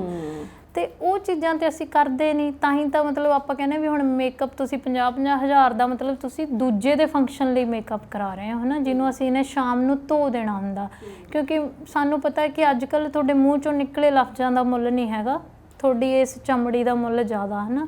ਜਦ ਕਿ ਆਪਣੇ ਤਾਂ ਸਾਰੇ ਲੋਕ ਕਹਿੰਦੇ ਹੁੰਦੇ ਆ ਵੀ ਚੰਮ ਤੁਸੀਂ ਨਾਲ ਕਦੀ ਵੀ ਨਹੀਂ ਲਿਜਾ ਸਕਦੇ ਹੈ ਨਾ, ਚੰਮ ਨੇ ਇੱਥੇ ਹੀ ਸੜ ਜਾਣਾ ਤੁਹਾਡੇ ਨੇ, ਤੇ ਫਿਰ ਅਸੀਂ ਉਸ ਚੰਮ ਨੂੰ ਬਹੁਤ ਪਹਿਲ ਦਿੰਦੇ ਹਾਂ। ਮੈਨੂੰ ਲੱਗਦਾ ਕਿ ਦੂਜੇ ਤੁਹਾਡੇ ਬਾਰੇ ਜੋ ਮਰਜ਼ੀ ਜੱਜ ਕਰਦੇ ਨੇ, ਤੁਹਾਨੂੰ ਆਪਣਾ ਆਪ ਜਿਵੇਂ ਵੀ ਸ਼ਾਨਦਾਰ ਲੱਗ ਰਿਹਾ ਨਾ, ਤੁਸੀਂ ਉਵੇਂ ਹੀ ਰਹੋ। ਹੁਣ ਮੰਨ ਲਓ ਮੈਨੂੰ ਪੰਜਾਬੀ ਪਹਿਰਾਵਾ ਪਾ ਕੇ ਸ਼ਾਨਦਾਰ ਲੱਗ ਰਿਹਾ ਨਾ, ਤੇ ਮੈਂ ਕਹਾਂ ਵੀ ਫਲਾਣੇ ਬੰਦੇ ਨੂੰ ਤਾਂ ਮੇਰੇ ਵੈਸਟਰਨ ਪਾਇਆ ਚੰਗਾ ਲੱਗਦਾ, ਤੇ ਉਹ ਵੈਸਟਰਨ ਪਾ ਕੇ ਫਿਰ ਮੈਂ ਉਹਨੂੰ ਖਿੱਚੀ ਜਾਵਾਂ ਨਾ, ਫਿਰ ਮੈਨੂੰ ਲੱਗੇ ਮੈਂ ਚਮੋਟੀ ਲੱਗ ਰਹੀ ਹਾਂ। ਤੇ ਉਸ ਚੀਜ਼ ਨਾਲ ਮੈਨੂੰ ਲੱਗਦਾ ਵੀ ਜੋ ਮੈਨੂੰ ਚੰਗਾ ਲੱਗ ਰਿਹਾ ਮੈਨੂੰ ਕਰ ਲੈਣਾ ਚਾਹੀਦਾ। ਤੇ ਜਿਹੜੇ ਲੋਕ ਸੱਚੀ ਤੁਹਾਨੂੰ ਦਿਲੋਂ ਮੁਹੱਬਤ ਕਰਦੇ ਨੇ, ਉਹ ਤੁਹਾਡੇ ਚਾਹੇ ਬਦਲਾਅ ਨੂੰ ਵੀ ਐਕਸੈਪਟ ਕਰਨਗੇ, ਤੇ ਉਹ ਤੁਸੀਂ ਜਿਵੇਂ ਦੇ ਵੀ ਹੈਗੇ ਹੋ ਮਤਲਬ ਉਹ ਤੁਹਾਨੂੰ ਉਸ ਤਰੀਕੇ ਨਾਲ ਹੀ ਮੁਹੱਬਤ ਕਰਨਗੇ। ਤਾਂ ਹੀ ਆਪਾਂ ਕਹਿੰਦੇ ਹੁੰਦੇ ਵੀ ਮਾਂ ਦੀ ਮੁਹੱਬਤ ਹੈ ਨਾ ਜਿਹੜੀ, ਉਹ ਸਭ ਤੋਂ ਸੱਚੀ ਹੁੰਦੀ ਆ, ਕਿਉਂਕਿ ਉਹਦਾ ਬੱਚਾ ਜਿਵੇਂ ਦਾ ਵੀ ਹੋਵੇ ਉਹ ਦੁਨੀਆ 'ਚ ਉਹਨੂੰ ਸਭ ਤੋਂ ਪਿਆਰਾ ਲੱਗਦਾ ਹੈ ਨਾ। ਤੇ ਜੇ ਤੁਹਾਨੂੰ ਕੋਈ ਸਰੀਰ ਤੋਂ ਦੇਖ ਕੇ ਮੁਹੱਬਤ ਕਰ ਰਿਹਾ ਜਾਂ ਇੱਜ਼ਤ ਦੇ ਰਿਹਾ, ਮੈਨੂੰ ਲੱਗਦਾ ਵੀ ਫਿਰ ਤੁਸੀਂ ਉਸ ਚੀਜ਼ ਨਾਲੋਂ ਛੇਤੀ ਦੂਰ ਹੋ ਜਾਓ ਤਾਂ ਵਧੀਆ। ਸਾਡਾ ਨਾ ਇੱਕ ਦੋਸਤ ਆ, ਜਦੋਂ ਉਹਨੇ ਵਿਆਹ ਕਰਾਉਣਾ ਸੀ ਉਹਦੀ ਬਸ ਇੱਕੋ ਹੀ ਜ਼ਿੱਦ ਸੀ, ਕੁੜੀ ਲੰਬੀ ਚਾਹੀਦੀ ਹੈ ਮੈਨੂੰ ਕੁੜੀ ਲੰਬੀ ਚਾਹੀਦੀ ਆ। ਉਹਨੂੰ ਬਥੇਰੀਆਂ ਮਤਲਬ ਕੁੜੀਆਂ ਦਿਖਾਈਆਂ ਘਰਦਿਆਂ ਨੇ ਵੀ ਦੇਖ ਆਹ ਆਪਣੇ ਖਾਨਦਾਨ ਨਾਲ ਰਲਦੀ ਮਿਲਦੀ ਕੁੜੀ ਆ, ਵੀ ਇਹਨਾਂ ਦਾ ਪਰਿਵਾਰ ਵਧੀਆ, ਆਹ ਕੁੜੀ ਦੇਖ ਇੰਨੀ ਪੜ੍ਹੀ ਲਿਖੀ ਆ, ਚੰਗੀ ਆ ਹੈ ਨਾ। ਉਹ ਕਰੇ ਨਾ ਮੈਨੂੰ ਤਾਂ ਲੰਬੀ ਓ ਚਾਹੀਦੀ ਆ। ਚਲੋ ਉਹਨੂੰ ਫਾਈਨਲੀ ਕੁੜੀ ਲੰਬੀ ਮਿਲ ਗਈ ਹੈ ਨਾ, ਤੇ ਸਾਲ ਉਹਨਾਂ ਨੂੰ ਦੇਖ ਕੇ ਐਂ ਲੱਗਦਾ ਸੀ ਵੀ ਜਾਂ ਤਾਂ ਇੱਕ ਦਿਨ ਮੁੰਡਾ ਕੁੜੀ ਨੂੰ ਮਾਰ ਦੂ ਜਾਂ ਕੁੜੀ ਮੁੰਡੇ ਨੂੰ ਮਾਰ ਦੂ ਨਾ। ਉਹਨਾਂ ਦਾ ਇੰਨਾ ਮਤਲਬ ਇੰਨਾ ਔਖਾ ਉਹਨਾਂ ਦਾ ਵਿਆਹ ਸੈਟਲ ਹੋਇਆ ਹੈ ਨਾ। ਆਪਾਂ ਨੂੰ ਪੁਰਾਣੇ ਤੁਸੀਂ ਜਿਵੇਂ ਹੁਣ ਆਪਾਂ ਮੰਮੀ ਉਹਨਾਂ ਨਾਲ ਕਈ ਵਾਰ ਘਰੇ ਗੱਲਬਾਤ ਕਰਦੇ ਹੁੰਦੇ ਹਾਂ, ਤੁਹਾਨੂੰ ਕਦੇ ਉਹਨਾਂ ਨੇ ਕਿਸੇ ਨੇ ਕਿਹਾ ਵੀ ਫਲਾਣਿਆਂ ਦਾ ਬੁੜਾ ਜਾਂ ਫਲਾਣਿਆਂ ਦੀ ਬੇਬੇ ਬਹੁਤ ਸੁਨੱਖੀ ਸੀ? ਉਹ ਕਹਿੰਦੇ ਸੀ ਭਾਈ ਉਹ ਜਨਾਨੀ ਬਹੁਤ ਦਿਮਾਗ ਵਾਲੀ ਸੀ, ਉਹਨੇ ਇਸ ਤਰੀਕੇ ਨਾਲ ਘਰ ਬਣਾਇਆ, ਉਹਨੇ ਘਰ ਬੰਨ ਕੇ ਰੱਖਿਆ ਨਾ। ਫਲਾਣਿਆਂ ਦਾ ਬੰਦਾ ਸੀ ਜਿਹੜਾ ਭਾਈ ਉਹ ਬਹੁਤ ਕਾਮਾ ਸੀਗਾ, ਉਹਨਾਂ ਨੇ ਬੜੀ ਮਤਲਬ ਐਵੇਂ ਜ਼ਮੀਨ ਬਣਾਈ, ਹਲ ਵਾਹ ਵਾਹ ਕੇ ਉਹਨਾਂ ਨੇ ਕਮਾਈ ਕੀਤੀ ਹੈ ਨਾ। ਕੋਈ ਤੁਹਾਨੂੰ ਇਹ ਕਹਿੰਦਾ ਵੀ ਫਲਾਣਿਆਂ ਦੀ ਬੁੜੀ ਜਾਂ ਫਲਾਣਿਆਂ ਦਾ ਬਾਬਾ ਬਹੁਤ ਸੁਨੱਖਾ ਸੀ ਜਾਂ ਅੱਜ ਵੀ ਬਹੁਤ ਸੁਨੱਖਾ। ਬਹੁਤ ਸਾਰੀਆਂ ਚੀਜ਼ਾਂ ਆਪਾਂ ਪੁਰਾਣੀ ਪੀੜ੍ਹੀ ਦੀਆਂ ਨਿੰਦ ਦਿੰਦੇ ਹਾਂ ਨਾ, ਵੀ ਉਹਨਾਂ ਨੂੰ ਆਏ ਨਹੀਂ ਸੀ ਪਤਾ ਵੀ, ਜਾਂ ਕਈ ਵਾਰ ਉਹ ਚੀਜ਼ਾਂ ਨਜਾਇਜ਼ ਕਰ ਜਾਂਦੇ ਹੁੰਦੇ ਸੀਗੇ। ਤਾਂ ਅੱਗੇ ਜਿਵੇਂ ਜਦੋਂ ਮੰਮੀ ਹੁਣੇ ਦੱਸ ਦਿੰਦੇ ਵੀ ਜਦੋਂ ਕਿਸੇ ਦੇ ਲਈ ਕੋਈ ਰਿਸ਼ਤਾ ਦੇਖਣ ਜਾਂਦਾ ਹੁੰਦਾ ਸੀ, ਕੋਈ ਨਹੀਂ ਸੀ ਦੇਖਦਾ ਹੁੰਦਾ ਵੀ ਇਹ ਸੋਹਣੀ ਆ ਜਾਂ ਨਹੀਂ ਸੋਹਣੀ ਹੈਗੀ, ਜਾਂ ਇਹ ਮੁੰਡਾ ਸੋਹਣਾ ਜਾਂ ਨਹੀਂ ਸੋਹਣਾ ਹੈਗਾ ਹੈ ਨਾ। ਉਹ ਕੁੜੀ ਲਈ ਖਾਸ ਤੌਰ 'ਤੇ ਇਹ ਪੁੱਛਦੇ ਹੁੰਦੇ ਸੀ ਭਾਈ ਇਹਨੂੰ ਕੰਮ ਆਉਂਦਾ, ਭਾਈ ਇਹ ਡੰਗਰ ਬੱਚਾ ਸਾਂਭ ਸਕਦੀ ਹੈ, ਕਿਉਂਕਿ ਉਦੋਂ ਦਾ ਜਿਵੇਂ ਦਾ ਲਾਈਫ ਸਟਾਈਲ ਹੁੰਦਾ ਸੀਗਾ ਹੈ ਨਾ, ਇਹ ਡੰਗਰ ਬੱਚਾ ਸਾਂਭ ਸਕਦੀ ਹੈ ਜਾਂ ਨਹੀਂ ਸਾਂਭ ਸਕਦੀ, ਜਾਂ ਇਹਨੂੰ ਗੱਲਬਾਤ ਕਰਨ ਦਾ ਪਤਾ ਹੈ ਜਾਂ ਨਹੀਂ ਹੈ ਨਾ। ਅੱਜ ਕੱਲ੍ਹ ਆਪਾਂ ਕੀ ਦੇਖਦੇ ਹਾਂ, ਆਪਾਂ ਕਹਿੰਦੇ ਹਾਂ ਮੂੰਹ ਸੋਹਣਾ ਇਹੀ ਬੰਦਾ ਸੋਹਣਾ, ਹਾਂ ਸਭ ਕੁਝ ਇਹੀ ਬੰਦਾ। ਕਈ ਵਾਰ ਮੈਂ ਮੂੰਹ ਸੋਹਣੇ ਵਾਲੇ ਲੋਕੀ ਨਾ, ਉਹਨਾਂ ਕੋਲੇ ਜ਼ਿੰਦਗੀ ਦਾ ਆਪਦਾ ਕੋਈ ਥਾਟ ਤੱਕ ਵੀ ਨਹੀਂ ਹੁੰਦਾ। ਤੁਸੀਂ ਉਹਨਾਂ ਨੂੰ ਪੁੱਛੋ ਨਾ ਤੁਸੀਂ ਜ਼ਿੰਦਗੀ 'ਚ ਕੀ ਕਰਨਾ ਚਾਹੁੰਦੇ ਹੋ, ਉਹ ਤੁਹਾਨੂੰ ਦੱਸ ਹੀ ਨਹੀਂ ਸਕਦੇ ਵੀ ਉਹ ਜ਼ਿੰਦਗੀ 'ਚ ਕੀ ਕਰਨਾ ਚਾਹੁੰਦੇ ਨੇ। ਫਿਰ ਤੁਸੀਂ ਉੱਥੇ ਗੋਰੇ ਰੰਗ ਨੂੰ, ਲੰਮੇ ਕੱਦ ਨੂੰ, ਜਾਂ ਸੋਹਣੇ ਨੈਣ ਨਕਸ਼ਾਂ ਨੂੰ, ਜਾਂ ਪ੍ਰੋਪਰ ਫਿਗਰ ਨੂੰ ਤੁਸੀਂ ਕੀ ਕਰਾਉਣਾ ਉੱਥੇ ਹੈ ਨਾ। ਜਿਹੜੇ ਬੰਦੇ ਨੂੰ ਇਹੀ ਨਹੀਂ ਪਤਾ ਕਿ ਮੇਰੀ ਜ਼ਿੰਦਗੀ ਦਾ ਏਮ ਕੀ ਆ, ਮੈਂ ਕਰਨਾ ਕੀ ਆ, ਮੈਂ ਕਿਸੇ ਚੀਜ਼ ਦੇ ਉੱਪਰ ਕੀ ਪ੍ਰਤੀਕਿਰਿਆ ਦੇਣੀ ਆ, ਮੈਂ ਗੱਲਬਾਤ ਹੀ ਕਿਸੇ ਨਾਲ ਕੀ ਕਰਨੀ ਆ ਹੈ ਨਾ। ਸੋ ਮੈਨੂੰ ਲੱਗਦਾ ਹੁੰਦਾ ਹੈ ਕਿ ਇਹ ਸਾਡੀ ਨਾ ਬਹੁਤ ਵੱਡੀ ਕਮੀ ਰਹੀ ਆ ਹੁਣ ਤੱਕ, ਕਿ ਅਸੀਂ ਸਿਰਫ ਸਰੀਰਕ ਦਿੱਖ ਵਾਲੇ ਬੰਦੇ ਨੂੰ ਹੀ ਚੰਗਾ ਕਹਿੰਦੇ ਆ। ਅਸੀਂ ਇਹ ਨਹੀਂ ਦੇਖਦੇ ਕਿ ਉਸ ਬੰਦੇ ਦੇ ਵਿੱਚ ਬਹੁਤ ਸਾਰੇ ਗੁਣ ਇੱਦਾਂ ਦੇ ਨੇ ਜਿਹੜੇ ਕਿ ਹੋਰ ਕਿਸੇ ਦੇ ਵਿੱਚ ਨਹੀਂ ਹੈਗੇ, ਜਾਂ ਜਿਹੜੀਆਂ ਚੀਜ਼ਾਂ ਉਹਦੇ ਕੋਲ ਨਹੀਂ ਹੈਗੀਆਂ। ਨਹੀਂ ਤਾਂ ਕੀ ਮਤਲਬ ਹੁੰਦਾ, ਆਪਣੇ ਆਪ 'ਚ ਪਰਮਾਤਮਾ ਹਰ ਕਿਸੇ ਨੂੰ ਪਰਫੈਕਟ ਹੀ ਬਣਾ ਕੇ ਭੇਜਦਾ ਹੁੰਦਾ ਆ ਨਾ। ਹੋ ਸਕਦਾ ਜੇ ਮੇਰੀ ਹਾਈਟ ਤੁਹਾਡੇ ਨਾਲੋਂ ਇੰਚ ਵੱਧ ਆ, ਤਾਂ ਹੋ ਸਕਦਾ ਕਿ ਤੁਹਾਡੇ 'ਚ ਮੇਰੇ ਨਾਲੋਂ ਗੁਣ ਜ਼ਿਆਦਾ ਹੋਣ, ਜਾਂ ਕੋਈ ਕੰਮ ਇੱਦਾਂ ਦੇ ਹੋਣ ਜਿਹੜੇ ਕਿ ਤੁਹਾਨੂੰ ਮੇਰੇ ਨਾਲੋਂ ਜ਼ਿਆਦਾ ਆਉਂਦੇ ਨੇ ਤੇ ਮੈਨੂੰ ਨਹੀਂ ਆਉਂਦੇ ਹੈਗੇ ਹੈ ਨਾ। ਸੋ ਮੈਨੂੰ ਲੱਗਦਾ ਹੁੰਦਾ ਕਿ ਇੱਕ ਤਾਂ ਅਸੀਂ ਇੱਕ ਦੂਜੇ ਨੂੰ ਕੰਪੇਅਰ ਕਰਨਾ ਛੱਡ ਦਈਏ, ਅਤੇ ਦੂਸਰਾ ਇਹ ਆ ਵੀ ਕਿ ਨਿਆਣਿਆਂ ਨੂੰ ਅਸੀਂ ਵੱਡੇ ਕਰਦੇ ਹੋਏ ਇਹ ਚੀਜ਼ਾਂ ਧਿਆਨ 'ਚ ਰੱਖਦੇ ਹਾਂ ਕਿ ਇਹਨਾਂ ਨੂੰ ਇਹ ਨਹੀਂ ਕਹਿਣਾ, ਜਾਂ ਇਹਨਾਂ ਸਾਹਮਣੇ ਇਹਨਾਂ ਦੀ ਲੁੱਕ ਦੇ ਉੱਪਰ ਅਸੀਂ ਕੋਈ ਕਮੈਂਟ ਨਹੀਂ ਕਰਨਾ। ਤਾਂ ਮੈਨੂੰ ਲੱਗਦਾ ਹੈ ਕਿ ਕਾਸ਼ ਅਸੀਂ ਵੱਡੇ ਵੀ ਸਮਝ ਸਕੀਏ ਕਿ ਇਹ ਸਿਰਫ ਨਿਆਣਿਆਂ ਨੂੰ ਹੀ ਜ਼ਰੂਰੀ ਨਹੀਂ ਆ, ਸਾਡੇ ਲਈ ਵੀ ਬਹੁਤ ਜ਼ਰੂਰੀ ਆ ਕਿ ਅਸੀਂ ਕਿਸੇ ਦੀ ਸਰੀਰਕ ਦਿੱਖ ਦੇ ਉੱਪਰ ਕਮੈਂਟ ਨਾ ਕਰੀਏ ਨਾ। ਅਤੇ ਦੂਸਰੀ ਗੱਲ ਮੈਨੂੰ ਲੱਗਦਾ ਕਿ ਸਾਨੂੰ ਥੋੜ੍ਹਾ ਜਿਹਾ ਮਾਨਸਿਕ ਤੌਰ 'ਤੇ ਹੋਰ ਮਜ਼ਬੂਤ ਹੋਣ ਦੀ ਲੋੜ ਆ, ਕਿ ਜੇ ਅਗਰ ਕੋਈ ਮੈਨੂੰ ਕਹਿ ਵੀ ਰਿਹਾ ਤੇਰੇ ਵਾਲ ਚਿੱਟੇ ਹੋ ਗਏ, ਜਾਂ ਹੁਣ ਤਾਂ ਤੂੰ ਆਂਟੀ ਲੱਗਣ ਲੱਗ ਗਈ, ਜਾਂ ਹੁਣ ਤੇਰਾ ਭਾਰ ਘਟ ਗਿਆ, ਹੁਣ ਤੂੰ ਸੋਹਣੀ ਲੱਗਦੀ ਆ ਨਾ। ਇਹ ਚੀਜ਼ ਨਹੀਂ ਮੈਨੂੰ ਸੋਚਣੀ ਚਾਹੀਦੀ ਕਿ ਅੱਛਾ ਪਹਿਲਾਂ ਮੈਂ ਸੋਹਣੀ ਨਹੀਂ ਲੱਗਦੀ ਸੀਗੀ, ਹੈ ਨਾ। ਸੋ ਉਹਨਾਂ ਚੀਜ਼ਾਂ ਨੂੰ ਨਾ ਸੋਚ ਕੇ ਸਾਨੂੰ ਇਹ ਸੋਚਣਾ ਚਾਹੀਦਾ ਕਿ ਮੈਂ ਮਾਨਸਿਕ ਤੌਰ 'ਤੇ ਆਪਣੇ ਆਪ ਨੂੰ ਤੰਦਰੁਸਤ ਜਾਂ ਠੀਕ ਮਹਿਸੂਸ ਕਰ ਰਹੀ ਹਾਂ, ਜਾਂ ਜੋ ਮੈਂ ਪਾਇਆ ਹੋਇਆ, ਜੋ ਮੈਂ ਲਾਇਆ ਹੋਇਆ, ਜਾਂ ਅਗਰ ਮੈਨੂੰ ਜ਼ਿੰਦਗੀ 'ਚ ਮੇਰਾ ਬੱਚਾ ਹੋਇਆ, ਬੱਚੇ ਹੋਣ ਤੋਂ ਬਾਅਦ ਮੈਨੂੰ ਕੋਈ ਸਰੀਰਕ ਤਬਦੀਲੀਆਂ ਆਈਆਂ ਨੇ, ਬਿਮਾਰੀ ਮੈਨੂੰ ਕੋਈ ਹੋਈ ਆ, ਬਿਮਾਰੀ ਦੇ ਦੌਰਾਨ ਮੈਨੂੰ ਕੋਈ ਸਰੀਰਕ ਤਬਦੀਲੀਆਂ ਜਾਂ ਮਾਨਸਿਕ ਤਬਦੀਲੀਆਂ ਆਈਆਂ ਨੇ, ਉਹ ਮੇਰੇ ਲਈ ਬਹੁਤ ਜ਼ਰੂਰੀ ਸੀਗੀਆਂ ਅਤੇ ਮੈਨੂੰ ਉਹਨਾਂ ਚੀਜ਼ਾਂ ਨੂੰ ਐਕਸੈਪਟ ਕਰਨਾ ਚਾਹੀਦਾ ਆ। ਬਿਲਕੁਲ ਗੁਰਦੀਪ, ਇੱਕ ਨਾ ਪਾਕਿਸਤਾਨ ਦੀ ਕੁੜੀ ਆ, ਹੈ ਨਾ, ਉਹ ਬਹੁਤ ਸੋਹਣੀਆਂ ਸਪੀਚਿਸ ਕਰਦੀ ਆ, ਅਤੇ ਉਹਦੀ ਮਤਲਬ ਇੱਕ ਛੋਟੀ ਜਿਹੀ ਕਹਾਣੀ ਹੈ ਵੀ ਜਦੋਂ ਉਹਦਾ ਵਿਆਹ ਹੋਇਆ ਸੀ, ਹੈ ਨਾ, ਉਸ ਤੋਂ ਬਾਅਦ ਉਹਦਾ ਇੱਕ ਐਕਸੀਡੈਂਟ ਹੋਇਆ ਅਤੇ ਉਹਦੀਆਂ ਦੋਨੇ ਲੱਤਾਂ ਚਲੀਆਂ ਗਈਆਂ, ਹੈ ਨਾ। ਤਾਂ ਬਹੁਤ ਜ਼ਿਆਦਾ ਮਤਲਬ ਲੱਖਾਂ ਦੀ ਤਾਦਾਦ 'ਚ ਲੋਕ ਉਹਨੂੰ ਸੁਣਦੇ ਨੇ, ਅਤੇ ਉਹਦੇ ਹਸਬੈਂਡ ਨੇ ਉਹਨੂੰ ਛੱਡਤਾ, ਹੈ ਨਾ। ਅਤੇ ਛੱਡਣ ਤੋਂ ਬਾਅਦ ਮਤਲਬ ਉਹਨੇ ਆਪਣੇ ਆਪ ਨੂੰ ਇਸ ਤਰੀਕੇ ਨਾਲ ਬਣਾਇਆ ਕਿ ਉਹ ਦੂਜੇ ਲੋਕਾਂ ਨੂੰ, ਜਿਹੜੇ ਲੋਕ ਉਸ ਇੱਦਾਂ ਦੇ ਕੋਈ ਹਾਦਸਿਆਂ ਨੂੰ ਫੇਸ ਕਰਦੇ ਸੀ, ਹੈ ਨਾ, ਉਹਨੇ ਉਹਨਾਂ ਨੂੰ ਇੰਸਪਾਇਰ ਕਰਨਾ ਸ਼ੁਰੂ ਕੀਤਾ, ਅਤੇ ਅੱਜ ਉਹਨੂੰ ਹਜ਼ਾਰਾਂ ਲੱਖਾਂ ਲੋਕ ਮਤਲਬ ਸੁਣ ਰਹੇ ਨੇ। ਤਾਂ ਇਹ ਦੇਖ ਕੇ ਨਹੀਂ ਸੁਣ ਰਹੇ ਵੀ ਉਹਦੀਆਂ ਦੋਨੋਂ ਲੱਤਾਂ ਨਹੀਂ ਹੈਗੀਆਂ, ਹੈ ਨਾ, ਇਸ ਚੀਜ਼ ਲਈ ਸੁਣ ਰਹੇ ਨੇ ਵੀ ਉਹ ਕਿੰਨਾ ਸੋਹਣਾ ਦੂਜਿਆਂ ਨੂੰ ਮੋਟੀਵੇਟ ਕਰ ਰਹੀ ਹੈ, ਹੈ ਨਾ। ਮੈਨੂੰ ਲੱਗਦਾ ਵੀ ਜਦੋਂ ਨਾ ਤੁਸੀਂ ਵਿਆਹ ਕਰਾਉਂਦੇ ਹੋ ਤਾਂ ਤੁਹਾਨੂੰ ਹੁੰਦਾ ਵੀ, ਕੁੜੀ ਨੂੰ ਹੁੰਦਾ ਵੀ ਮੇਰੇ ਲਈ ਮੁੰਡਾ ਸੋਹਣਾ ਹੋਵੇ, ਅਤੇ ਮੁੰਡੇ ਨੂੰ ਹੁੰਦਾ ਵੀ ਕੁੜੀ ਸੋਹਣੀ ਹੋਵੇ, ਹੈ ਨਾ। ਰੱਬ ਨਾ ਕਰੇ ਵੀ ਅੱਜ ਦੀ ਘੜੀ ਬੰਦਾ ਸੋਹਣਾ ਹੈ, ਕੱਲ੍ਹ ਨੂੰ ਉਹਦੇ ਨਾਲ ਉਸ ਕੁੜੀ ਵਰਗਾ ਕੋਈ ਹਾਦਸਾ ਹੋ ਜਾਵੇ, ਹੈ ਨਾ, ਫਿਰ ਤੁਸੀਂ ਉਹਨੂੰ ਛੱਡਦੇ ਹੋ, ਤਾਂ ਮੈਨੂੰ ਲੱਗਦਾ ਵੀ ਉਹਨਾਂ 'ਚ ਸੋਹਣਾ ਫਿਰ ਕੌਣ ਹੋਇਆ, ਹੈ ਨਾ। ਬਿਲਕੁਲ, ਹਾਂ। ਦੂਜਾ ਬੰਦਾ ਮਤਲਬ ਤੁਹਾਨੂੰ ਜ਼ਹਿਨੀ ਤੌਰ 'ਤੇ ਕਿੰਨਾ ਕਰੂਪ ਲੱਗਦਾ ਵੀ ਇਹਨੂੰ ਮੈਂ ਕਿਉਂ ਚੁਣਿਆ ਆਪਦੀ ਜ਼ਿੰਦਗੀ 'ਚ। ਸਾਡੇ ਵੀ ਨਾ ਇੱਕ ਦੂਰ ਦੇ ਰਿਸ਼ਤੇਦਾਰ ਨੇ, ਉੱਥੇ ਵੀ ਇੱਕ ਕੁੜੀ ਨਾਲ ਇੱਦਾਂ ਦੀ ਪ੍ਰੋਬਲਮ ਹੋਈ, ਤਾਂ ਉਹਨੇ ਮਤਲਬ ਮੁੰਡੇ ਨੇ ਕੁੜੀ ਨੂੰ ਛੱਡਤਾ, ਹੈ ਨਾ। ਅੱਛਾ। ਅਤੇ ਛੱਡਣ ਤੋਂ ਬਾਅਦ ਉਹਨੇ ਕੰਡੀਸ਼ਨ ਰੱਖੀ ਵੀ ਜਿਹੜੀ ਉਹਦੀ ਛੋਟੀ ਭੈਣ ਆ ਉਹਦੇ ਨਾਲ ਮੇਰਾ ਵਿਆਹ ਕਰ ਦਿਓ ਨਾ। ਉਹ ਕਹਾਣੀ ਮੈਂ ਲਿਖੀ ਸੀ, ਸ਼ਾਇਦ ਤੁਸੀਂ ਉਹਨੂੰ ਪੜ੍ਹਿਆ ਵੀ ਸੀ, ਹੈ ਨਾ। ਤਾਂ ਮਤਲਬ ਮੈਂ ਕਹਿਣਾ ਚਾਹੁੰਦੀ ਹਾਂ ਵੀ ਉਸ ਬੰਦੇ ਨੂੰ ਕਿਹਨੇ ਗਰੰਟੀ ਦਿੱਤੀ ਵੀ ਜਦੋਂ ਤੂੰ ਇੱਕ ਕੁੜੀ ਨਾਲ ਇੰਨੀ ਸੋਹਣੀ ਵੇਖ ਕੇ ਵਿਆਹ ਕਰਾਇਆ, ਉਹਦੇ ਨਾਲ ਵਾਪਰੇ ਹਾਦਸੇ ਤੋਂ ਬਾਅਦ ਤੂੰ ਉਹਦੀ ਦੂਜੀ ਭੈਣ ਨੂੰ ਸਿਲੈਕਟ ਕਰ ਰਿਹਾ ਆਪਣੇ ਲਈ, ਹੈ ਨਾ। ਅਤੇ ਕੁਦਰਤ ਨੇ ਤੁਹਾਨੂੰ ਲਿਖ ਕੇ ਦਿੱਤਾ ਵੀ ਉਹਦੇ ਨਾਲ ਇਹ ਹਾਦਸਾ ਨਹੀਂ ਹੋ ਸਕਦਾ, ਜਿਹੜਾ ਤੁਹਾਡੇ ਨਾਲ ਨਹੀਂ ਹੋ ਸਕਦਾ, ਹੈ ਨਾ। ਤਾਂ ਮੈਨੂੰ ਲੱਗਦਾ ਵੀ ਜੇ ਇੱਦਾਂ ਅਸੀਂ ਕਰਾਂਗੇ ਨਾ ਵੀ ਹਾਂ ਸਾਡੇ ਲਈ ਸਿਰਫ ਸਰੀਰ ਹੀ ਸਭ ਕੁਛ ਆ, ਅਸੀਂ ਸਰੀਰ ਤੋਂ ਦੇਖ ਕੇ ਹੀ 100 ਨੰਬਰ ਦੇਵਾਂਗੇ ਕਿਸੇ ਬੰਦੇ ਨੂੰ, ਫਿਰ ਜਦੋਂ ਆਪਾਂ ਕਹਿੰਦੇ ਆ ਨਾ ਵੀ ਲੈ ਇੰਨੀ ਸੋਹਣੀ ਵਿਆਹ ਕੇ ਲਿਆਂਦੀ ਸੀ, ਰੋਟੀ ਤਾਂ ਇੱਕ ਦਿਨ ਨਹੀਂ ਪਕਾ ਕੇ ਦਿੱਤੀ, ਹੈ ਨਾ, ਜਾਂ ਇੰਨਾ ਸੋਹਣਾ ਵੇਖਿਆ ਸੀਗਾ ਪਰ ਬਾਅਦ 'ਚੋਂ ਵੇਖੋ ਲੱਛਣ ਵੀ ਇਹਨੂੰ ਤਾਂ ਕਮਾਈ ਕਰਨ ਦਾ ਵੀ ਚੱਜ ਨਹੀਂ, ਹੈ ਨਾ। ਫਿਰ ਮੈਨੂੰ ਲੱਗਦਾ ਵੀ ਜਦੋਂ ਲੋਕ ਇਹੋ ਜਿਹੀਆਂ ਗੱਲਾਂ ਕਰਦੇ ਹੁੰਦੇ ਨੇ ਵੀ ਸਭ ਤੋਂ ਜ਼ਿਆਦਾ ਬੇਇੱਜ਼ਤੀ ਫਿਰ ਉਹਨਾਂ ਬੰਦਿਆਂ ਦੀ ਕਰਨੀ ਚਾਹੀਦੀ ਹੈ ਵੀ ਤੁਸੀਂ ਜੇ ਪਹਿਲਾਂ ਆਹ ਚੀਜ਼ਾਂ ਦੇਖਦੇ ਤਾਂ ਤੁਹਾਡੇ ਨਾਲ ਆਹ ਨਾ ਹੁੰਦਾ, ਹੈ ਨਾ। ਸਰੀਰ ਨੂੰ 100 ਨੰਬਰ ਦੇਣ ਵਾਲੇ ਲੋਕ ਨਾ ਬਾਅਦ 'ਚੋਂ ਹਮੇਸ਼ਾ ਮਾਰ ਖਾਂਦੇ ਆ, ਚਾਹੇ ਤੁਸੀਂ ਮਤਲਬ ਲੋਕਾਂ ਦੇ ਤਜਰਬੇ ਵੇਖ ਲਿਓ, ਚਾਹੇ ਤੁਸੀਂ ਮਤਲਬ ਚੀਜ਼ਾਂ ਆਪਾਂ ਬਹੁਤ ਸਾਰੀਆਂ ਲਿਖੀਆਂ ਵੀ ਪੜ੍ਹਦੇ ਹਾਂ ਨਾ, ਵੀ ਜਿਹੜਾ ਬੰਦਾ ਚੰਮ ਨੂੰ ਅਹਿਮੀਅਤ ਦਿੰਦਾ ਉਹ ਬੰਦਾ ਨਾ ਕਦੀ ਆਪ ਕਾਮਯਾਬ ਹੋਇਆ ਹੈ ਤੇ ਨਾ ਕਦੀ ਉਹਦੀ ਜ਼ਿੰਦਗੀ ਬਹੁਤ ਜ਼ਿਆਦਾ ਸੁੱਖ 'ਚ ਲੰਘੀ ਆ ਨਾ। ਭੈਣੇ ਨਾ ਜੇ ਕਈ ਵਾਰ ਕਿਸੇ ਦਾ ਆਪਾਂ ਵਿਆਹ ਹੋਇਆ ਦੇਖ ਲੈਂਦੇ ਜਿਹਦੇ ਵਿੱਚ ਕੁੜੀ ਦਾ ਰੰਗ ਰੂਪ ਬਹੁਤ ਸੋਹਣਾ, ਮੁੰਡੇ ਦਾ ਨਹੀਂ ਹੈਗਾ, ਜਾਂ ਮੁੰਡੇ ਦਾ ਬਹੁਤ ਸੋਹਣਾ ਕੁੜੀ ਦਾ ਨਹੀਂ ਹੈਗਾ, ਆਪਾਂ ਇਹ ਨਹੀਂ ਦੇਖਦੇ ਵੀ ਇਹਨਾਂ ਦੀ ਆਪਸ 'ਚ ਬਣਦੀ ਕਿੰਨੀ ਹੈ, ਇਹਨਾਂ ਦੀ ਮੱਤ ਕਿੰਨੀ ਰਲਦੀ, ਆਪਾਂ ਕਹਿੰਦੇ ਇਹਨੇ ਕੀ ਦੇਖਿਆ। ਸਹੀ ਗੱਲ ਹੈ।